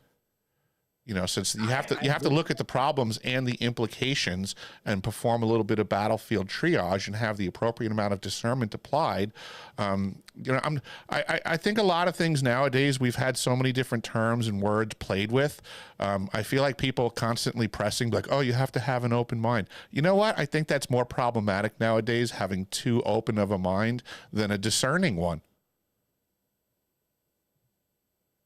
I think way too many people operate from everybody's opinion matters. I don't agree with that. I think a lot of people, when I engage lots of folks, the first thing that pops in my head oftentimes is, what even qualifies this person to be engaging me on this topic? What's their life experience? I think that so many times on this platform, right? It's ridiculous. Randos just show up out of nowhere and want to be like, blah, blah, blah. You know what? How much ice time you got? Ever been to It's so Antarctica? true. Ever been on a submarine? I mean, what really qualifies people to be in these conversations where they're saying things like you need to be more open-minded and respect other people's opinions? Really? Do I? No, you don't have to. In everyone's perspective, I think, is important in their own way. You don't have to like it or resonate with it or promote it or believe it. I can call it a pile of shit too. Like that's what I'm getting at is I think this whole open-minded, we have to listen to everything from everyone. I think that's what's got us in the dilemma that we're in today. I think you may, in terms of my words that I've said before, I think you might misinterpret it to some degree, but I don't think it's healthy to be completely open to everything and believe and glom onto things. But you said something to me that was really important. What are the implications of these hidden technologies? What are the dangers they present? But also, what are the positives we've been denied access to? Right. Yes, I should be able to go to the airport, purchase a ticket, and meet Jean for dinner in Paris tonight, and it shouldn't take us more than an hour. Yeah, and we should have power systems that we know exist that don't pollute the environment, endanger others, and perpetuate very monopolized systems. Right. These things could save our biosphere if there's negative trajectories. Yeah, the world should be a much better place. Nikola Tesla, Victor Schauberger, Buckminster Fuller, so many of these people have realized prior to us even having this conversation that if we truly applied all of the knowledge that is available into technologies that could be applied more efficiently, I mean, why are we working more hours a week per household with more participants in the household required in said activity to get by when it used to be a single family, like a single worker environment? Back in the day, a dude went to work and provided for himself, his wife, and 8 kids. Things have gotten worse in regards to the amount of energy that we have to put into getting by. The Industrial Revolution was a lie. We work harder and more hours and more people at the task to reap less of a benefit.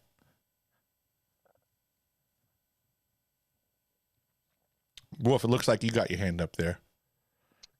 Yeah, oh, Daz, you go ahead. I'll wait for you. Only quickly, because I actually wanted to ask Wolf a question. Like, I know we don't get on, we don't agree on everything, but I really do respect your intelligence. And when Buddy said Occam's razor, I've heard that term like 3 times. They did try and but I figured having you, Eric, Buddy, and Jean on stage, can I just please ask one of you, preferably Wolf, because I like how he explains things, what does Occam's razor mean?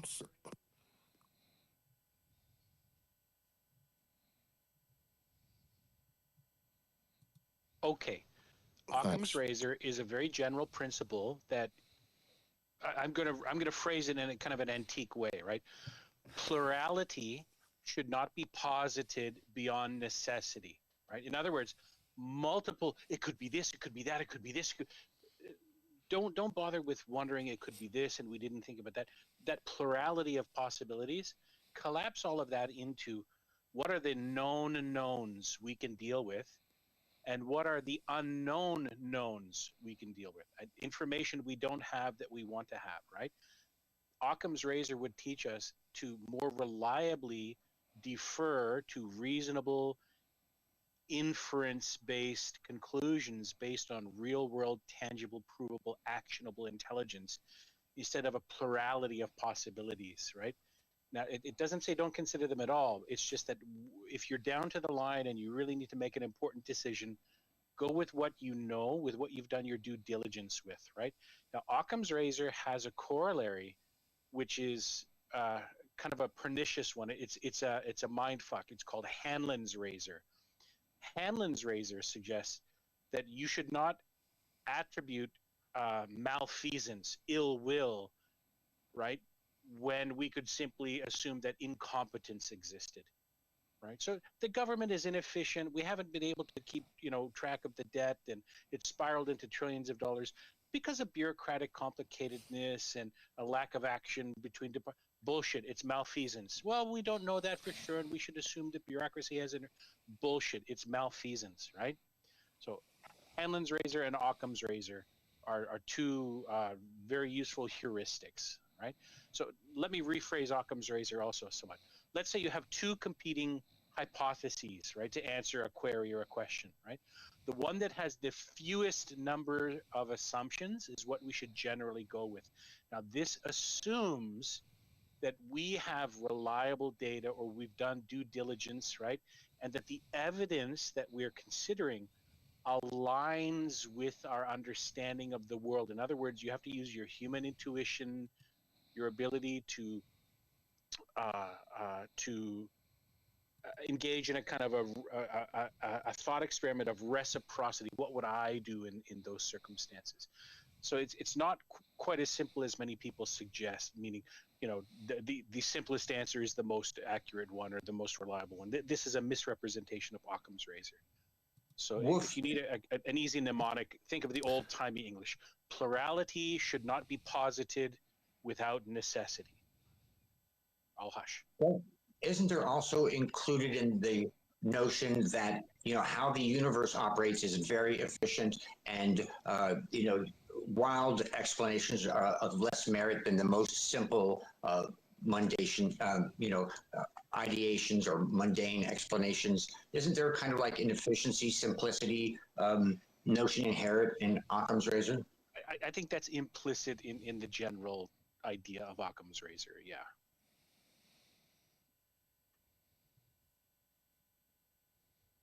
Really helpful, thank you. You're welcome. Be very careful with Hanlon's razor, right? I heard someone joke once that Hanlon must have been CIA to come up with the idea that, you know, it's not misfeasance or malfeasance. It's just incompetence. Don't think that someone is gaming the system when it could just be simple stupidity or incompetence. Hanlon's razor is bullshit. Not when it comes to I've not even heard of that one. I'm still processing Occam's razor, so it's going to take me a while to process the Hanlon's razor as well. But yeah, no, thank you. It's very interesting times. I'll put a slide up for you. One moment. I think one of the issues that I have with Occam's razor not being used appropriately is I find all too often people will take, you know, that all possibility that exists for the situation that gets put on the table. Occam's razor, I mean, the razor part people forget about. The razor is the idea of slicing off something from that pile of possibility, assessing it, and then negating whether it's possible or not. If you can negate it, you can remove it from consideration and possibility that sits on the table. But what I find is that people do not get involved with applying the razor to slice, to assess, to consider. They all too rapidly reduce to the keep it simple, stupid concept that they think is Occam's razor, where they just rapidly, without doing any due diligence, no discernment, no effort, they just look at whatever the simplest answer is, and they go, oh, Occam's razor, the simplest thing.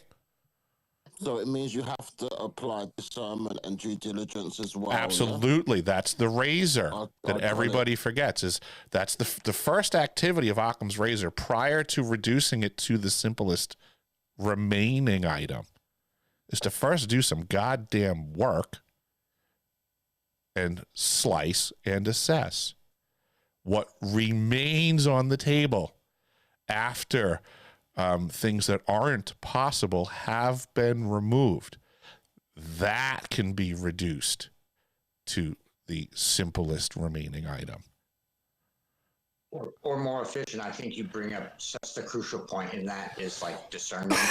And a lot of we underestimate our ignorance about certain things. Some people glom onto belief systems, and that's the ultimate truth when there are other possibilities that might be more efficient perhaps, or more universal. But I think it ties deeply to discernment and that ability to cut away what might be more complicated than possibly more probabilistic other possibilities. But that's all dependent on discernment and study, you know, and so it's tricky, right? Yeah, and this would be like how we were getting at before. Like, so if I engage someone and I see them rapidly reducing to the simplest thing without having used the razor, and then I realize that they can't use the razor because they don't have discernment, so their open mind leaves everything on the table, and then lo and behold, they then reduce and come up with the conclusion that they're very endeared to because they followed all the appropriate processes. But I just watched somebody with no discernment go through the motions, so I'm not impressed. Happens all the time. Yeah, we're living it right now. Can you hear me? We can hear you, Gene. So we're going through it right now a bit with this this retired Air Force general that disappeared, right? They jump to, oh, he used to work at Wright-Patterson and had access to UFO and aliens, and there's some mass conspiracy about it. When the man retired 13 years ago, he has some kind of health issue that is of concern. Yes, he's an outdoorsman. He could have just as easily suffered heat stroke off of a trail, or hit his head on something, or been robbed. But everyone jumped to UFO and alien abduction or the government kidnapping him, and just continue to try to reinforce that narrative as opposed to actually following the investigation. Gene, why do we need facts when we can just speculate? Come on now.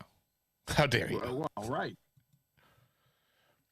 Often the thing, it's like, you gotta,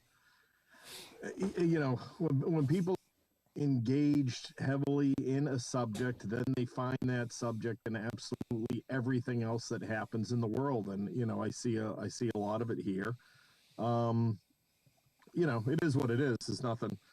But on a side note, Eric, in your earlier example, you went to, I want to take Gene to Paris in an hour pretty quickly. So I'm curious, what else you had planned for that event. I'm kind of intrigued. Oh, I was going to have you whisper sweet nothings in my ear up on the Eiffel Tower after I saw your earlier video. Very nice. I was gonna ask Daz if he thought that was a little bit of a dating game. Yeah. Yeah, kind of getting jealous. I'm getting jealous. Yep. I imagine you guys sharing a French onion soup with one spoon. What if we do like what was that? What the hell was that movie? We'll share spaghetti like Lady and the Tramp, Gene. How about that?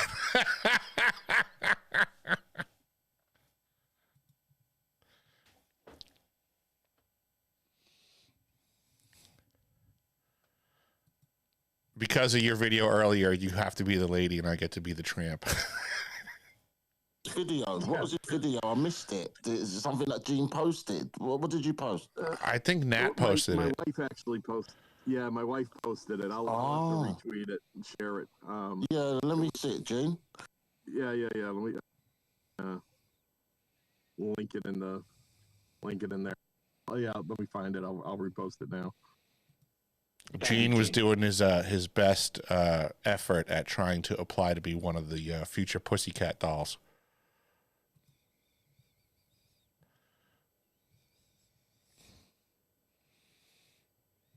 I think he stands a remote chance. Gene's got some lungs. He could pull it off.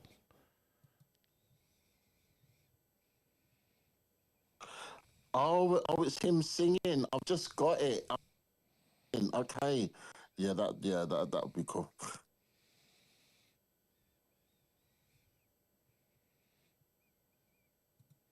Gene, you got to work on putting together an entire opera where it's heavy on the Boston accent from all the vocals. Well, I could turn that film Departed into an opera. Oh, there you go. Story. That would be a good one. Songs could be included in the opera. The Departed. You two do sound similar. I'm telling you, like the way Eric talks and the way Gene talks, you do both sound like. It's so cool.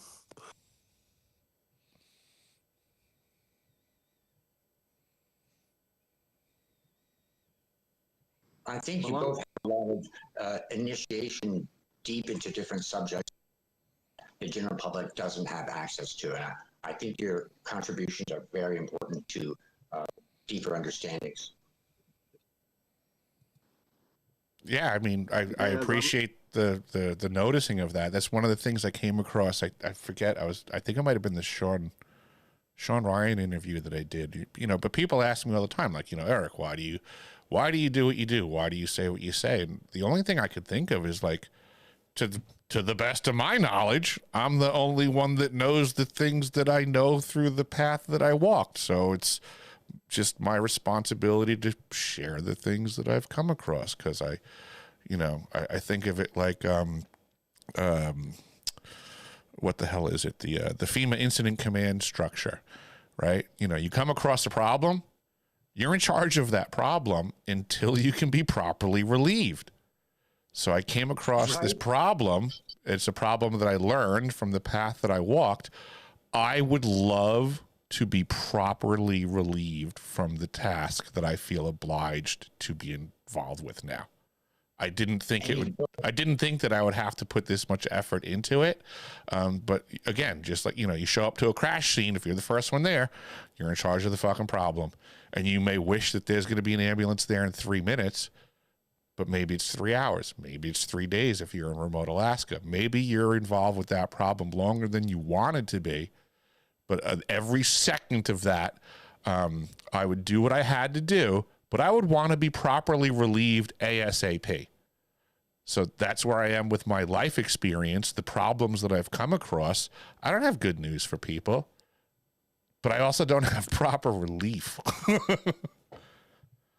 You know, too many people discount both of your testimony as this, that, and the other, based on their belief systems, what's comfortable for them. And that notion of being relieved is kind of a reflection of your empathy and competence. You know, competence and kind of caring compels you into action. You know what I mean? And so I resonate with that kind of embrace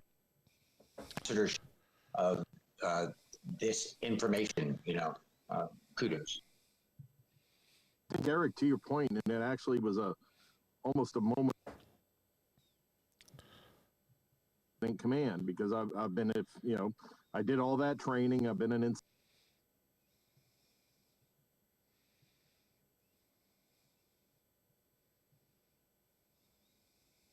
because we have that understanding of the structure, go through all of these steps, and even if you don't have the car accident, might have the expertise, you've just got to, you know, out and get them into action and all the rest of it.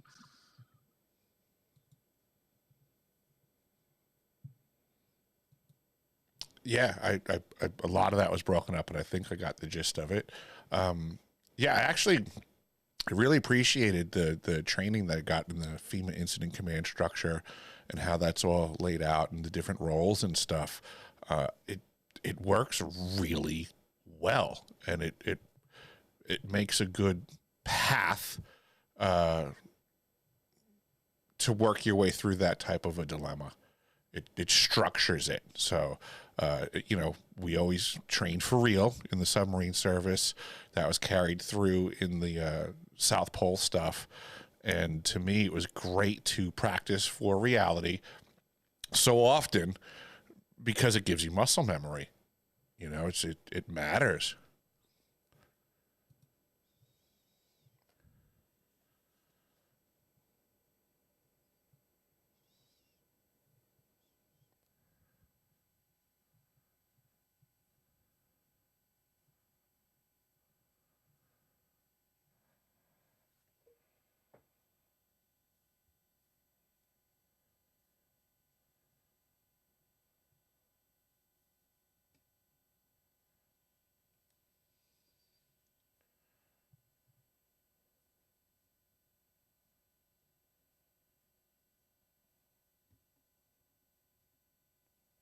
Particularly crisis situations.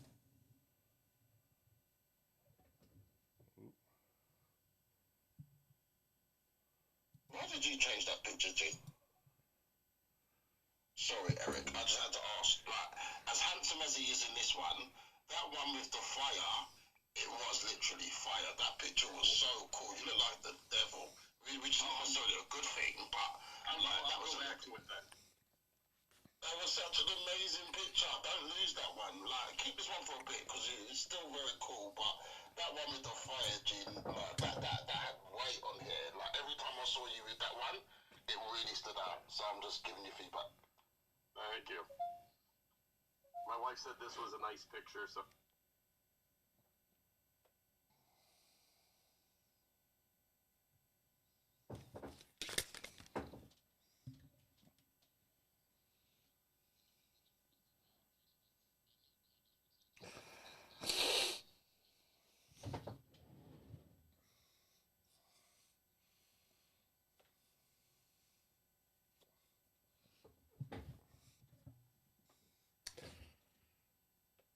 It actually looks like I got this app to work on my phone for the first time in a few weeks. I was having trouble hearing stuff, but it's working now.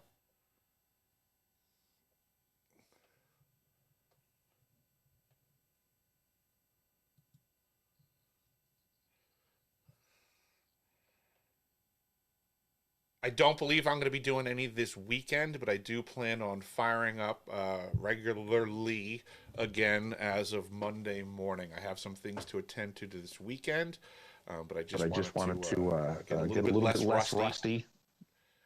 Get out of the gate today, do some stuff, but then I think the next one will be Monday. Oh, I look forward to that. I enjoy.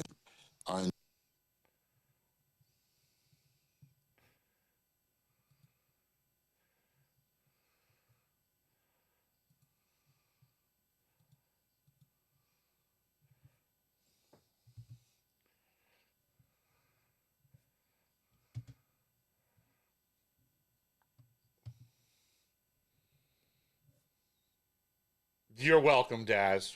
My pleasure to introduce you to Gene. Well,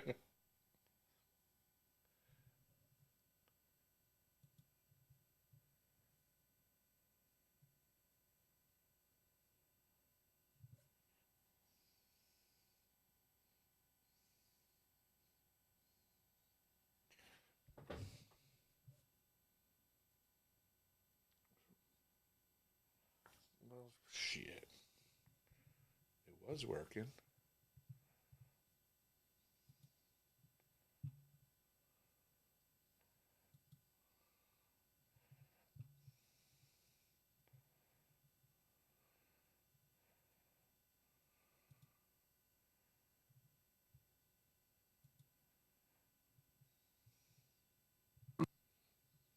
About 2 hours ago. Oh, he's resetting. Oh yeah, he's I think he's switching devices. Can you hear us? Can you hear us, Eric?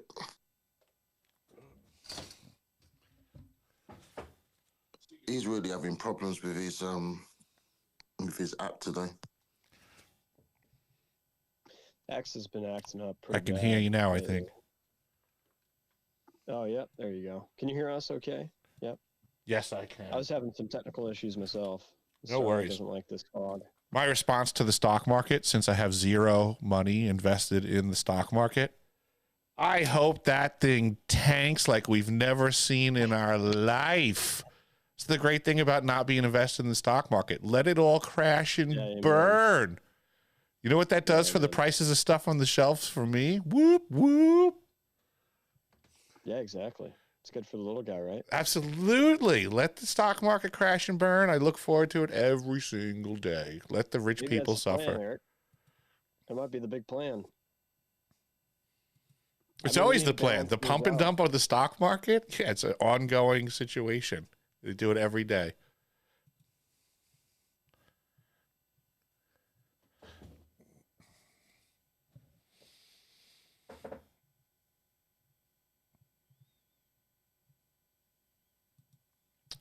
They would have to, right? Especially with this Iran war that's going on. They'd have to level out the playing field so that if we didn't have the stock market, rich people would have to work. We can't have that. They need to be able to make money off of the blood, sweat, and tears of other people. Let's talk about the need for the world to maintain the commodities market contemporarily, because that's what we need.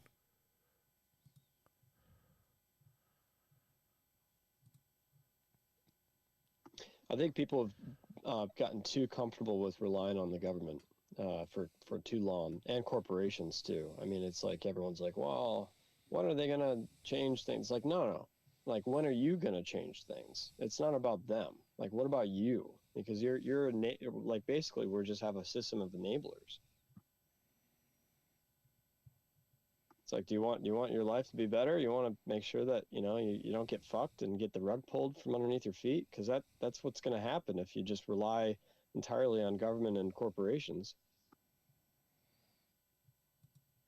Ah, yes. Remember back in the day when people used to be, what was that word they used? Self-sufficient? I think the wealthy and elite also make the public pay. And, you know, prices go up, mortgages go up, the ability to purchase things gets more difficult. And, you know, the banks don't, you know, aren't accountable for their actions. The public has to pay for that. The power brokers make themselves tax-free, and, you know, corporations have lobbyists to be tax-free, and the public isn't freaking tax-free. We can't afford lobbyists for social justice causes. So I do worry about a global financial collapse. We've seen it before in history, and the people suffer from it. I do share the sentiment about, I don't give a fuck about, you know, the stock market because I'm not in it, but also I worry about how the elite can manipulate that to keep themselves preserved, but also kind of exsanguinate the public. Yeah, I worry about property tax. That would be a big hitter for a lot of people. People could lose their homes if that changes. But we've created a system where we are strangling and suffocating the little guy, where we're overly regulated. And, you know, forget about, like, you know, a lot of these regulations are harming us all, like from the local level to the top level. Like this whole concept of organic food, it's a load of shit. And I try to find the best food, obviously, but a lot of this stuff is actually, you know, you think that it's doing you justice, but it's actually doing you harm. And you could say the same thing, like if you wanted to build a house in a lot of areas, they make it very difficult for you to do anything. Wait, so you telling me that new probiotic Pepsi is not as good for me as I was hoping? Oh, yikes. What's that fun? You're so funny. But you know what, Coyote, it's not just building the houses. I was just thinking as you were talking, it's purchasing the houses. I mean, like you say, just look how much cheaper it was, you know, a generation ago for people to get onto the property ladder than it is now, right? And I feel like in America it's even worse than it is in the UK, and I just worry because I'm just like, if people can't buy a house, and that's one of the main things where people are able to kind of like get wealth and that, where are we going? It just feels like we're already in such a fucked situation. Something has to kind of reset. Otherwise, we're just doomed. That's literally what it feels like. What needs to be reset, Daz, is people's mental capacities and levels of discernment. I just had this thought pop in my head. So as you were saying that, I just remembered a friend of mine from back in the day. I saw they put up a post. I think it was on Facebook that I saw it. And my friend put up, you know, like when, you know, people say, you know, I need a recommendation. Does anybody know somebody?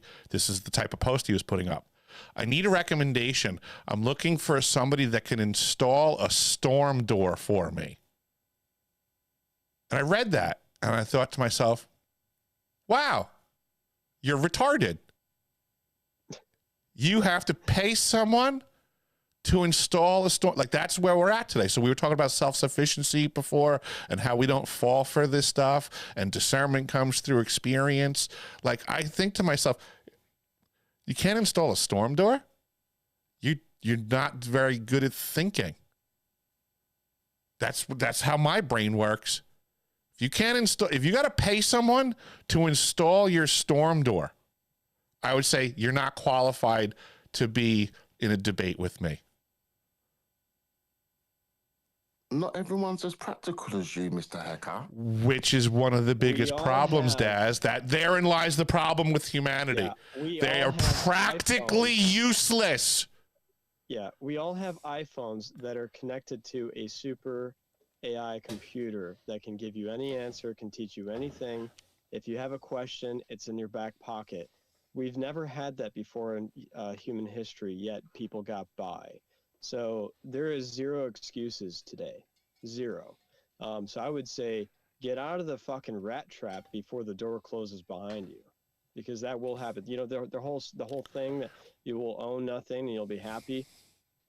You already don't own anything, and are you happy?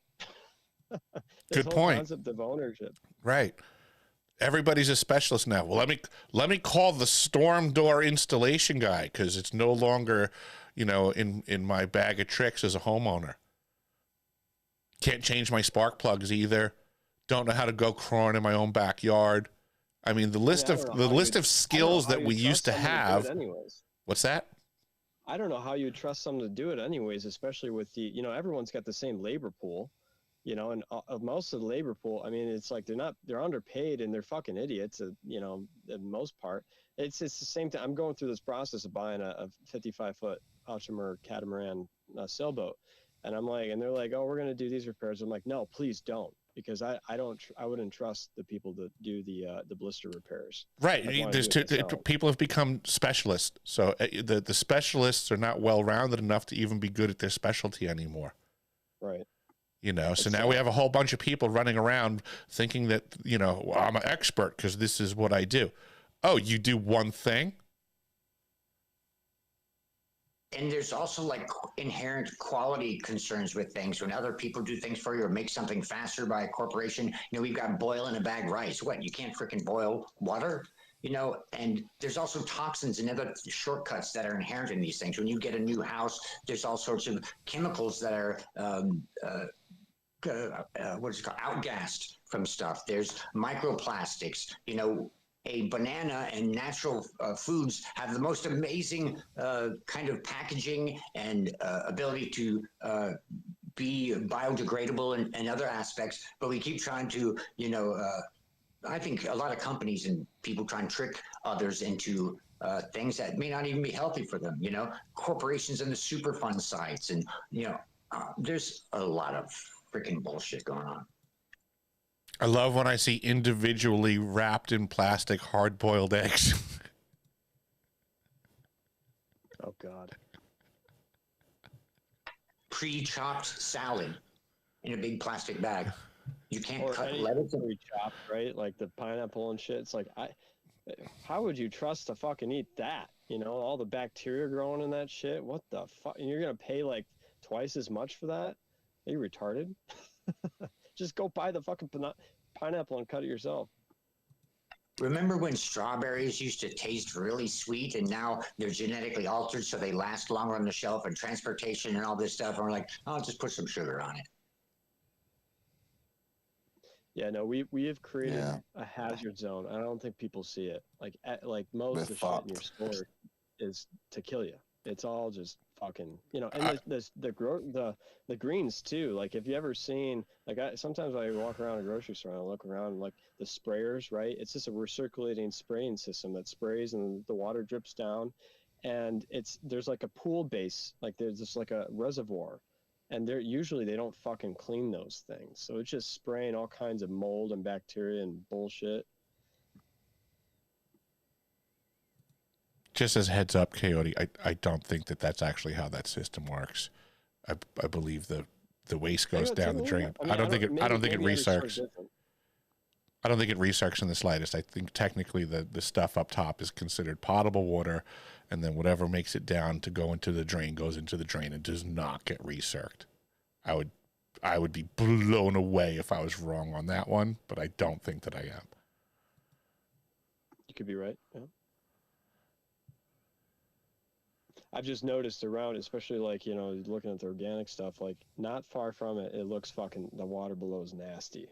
You know, I'm just saying, like, the water below could absolutely be nasty, and there could be proximity issues to that, and how well that gets cleaned. I would say those are all reasonable gripes. I would just draw the line hard at, I don't think that water is getting recycled and resprayed on it.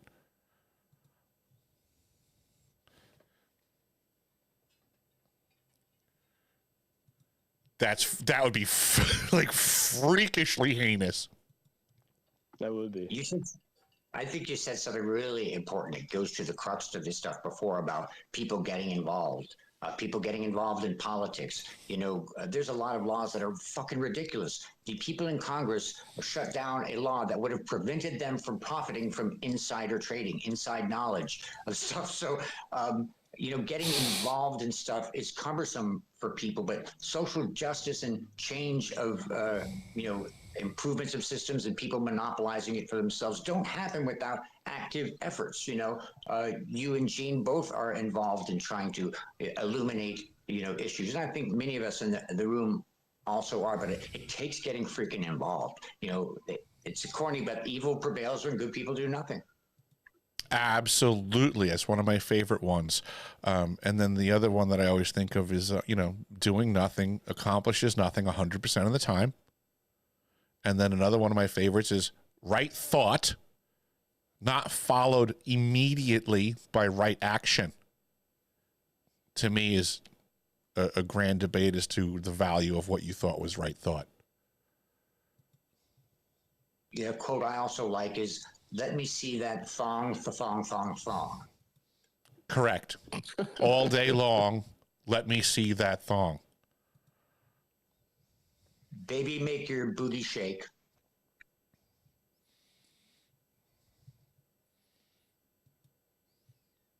You lot are cracking me up.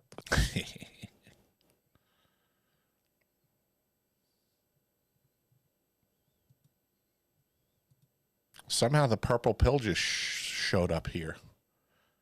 Not through my own Was it effort. not here before? I don't think that it was. Eric, did Gene leave his singing video, or did he escape without letting me see it? Well, he apparently dipped out, but I have no idea where he would have done anything with the video. But no, I don't see it. If you follow his bride, you should be able to keep tabs. I'll get it. Yeah, she puts out all the stuff that Gene doesn't want anybody to know. He's technically a drag queen from Boston, but most people don't know that. That's hilarious. Are you serious? No, I'm not serious. Woof. Oh, jeez. Okay. I'm just busting balls that if Gene was here, he could take it. So in his absence, I think he would still find that reasonably funny. He would probably even find it reasonably funny if I just lied to you and convinced you that Gene is a recovering drag queen from Boston. He's got a really cool sense of humor, hasn't he? I've noticed that. Oh yeah, I think I could probably fire anything at him and he would just get a chuckle. I think it's that northeastern United States situation, probably very specific to Long Island and Bostoners. It's a different mentality. Busting balls is like required in those environments, or you're frowned upon. It's like, what's the matter with you? You don't bust balls? Eric teaches me how to kind of just lighten up and not take things too seriously. So that's why I appreciate Eric. That's all good. I tell people all the time, like the job sites that I worked at in New York, I mean, you show up to a construction site and there's 60, 70, 80 trades dude working the site. It's just a known given. Like everyone's busting each other's balls for the express purpose of one outcome, that everybody's all working towards the same goal. And it doesn't matter who it's accomplished by. But the goal is to get somebody to flip the fuck out, throw their fucking tools on the ground, and start screaming about how mad they are about how someone treated them. And you guys can't talk to me. And they flip the fuck out, and then the whole job site just laughs at them. That would be me. That's shop life too. Yeah, I totally. Big shop, big private contractor. I mean, like 80 employees, massive shop. Yeah, you know the drill. That's all that's going on is everybody's needling each other, trying to find the weak link in the chain for the day. And then someone flips the fuck out, tools start flying. Makes the day go faster, right? Hell yeah, especially when you cross that line and everyone starts laughing because it's like, yay, we did it. Like, It's a team effort.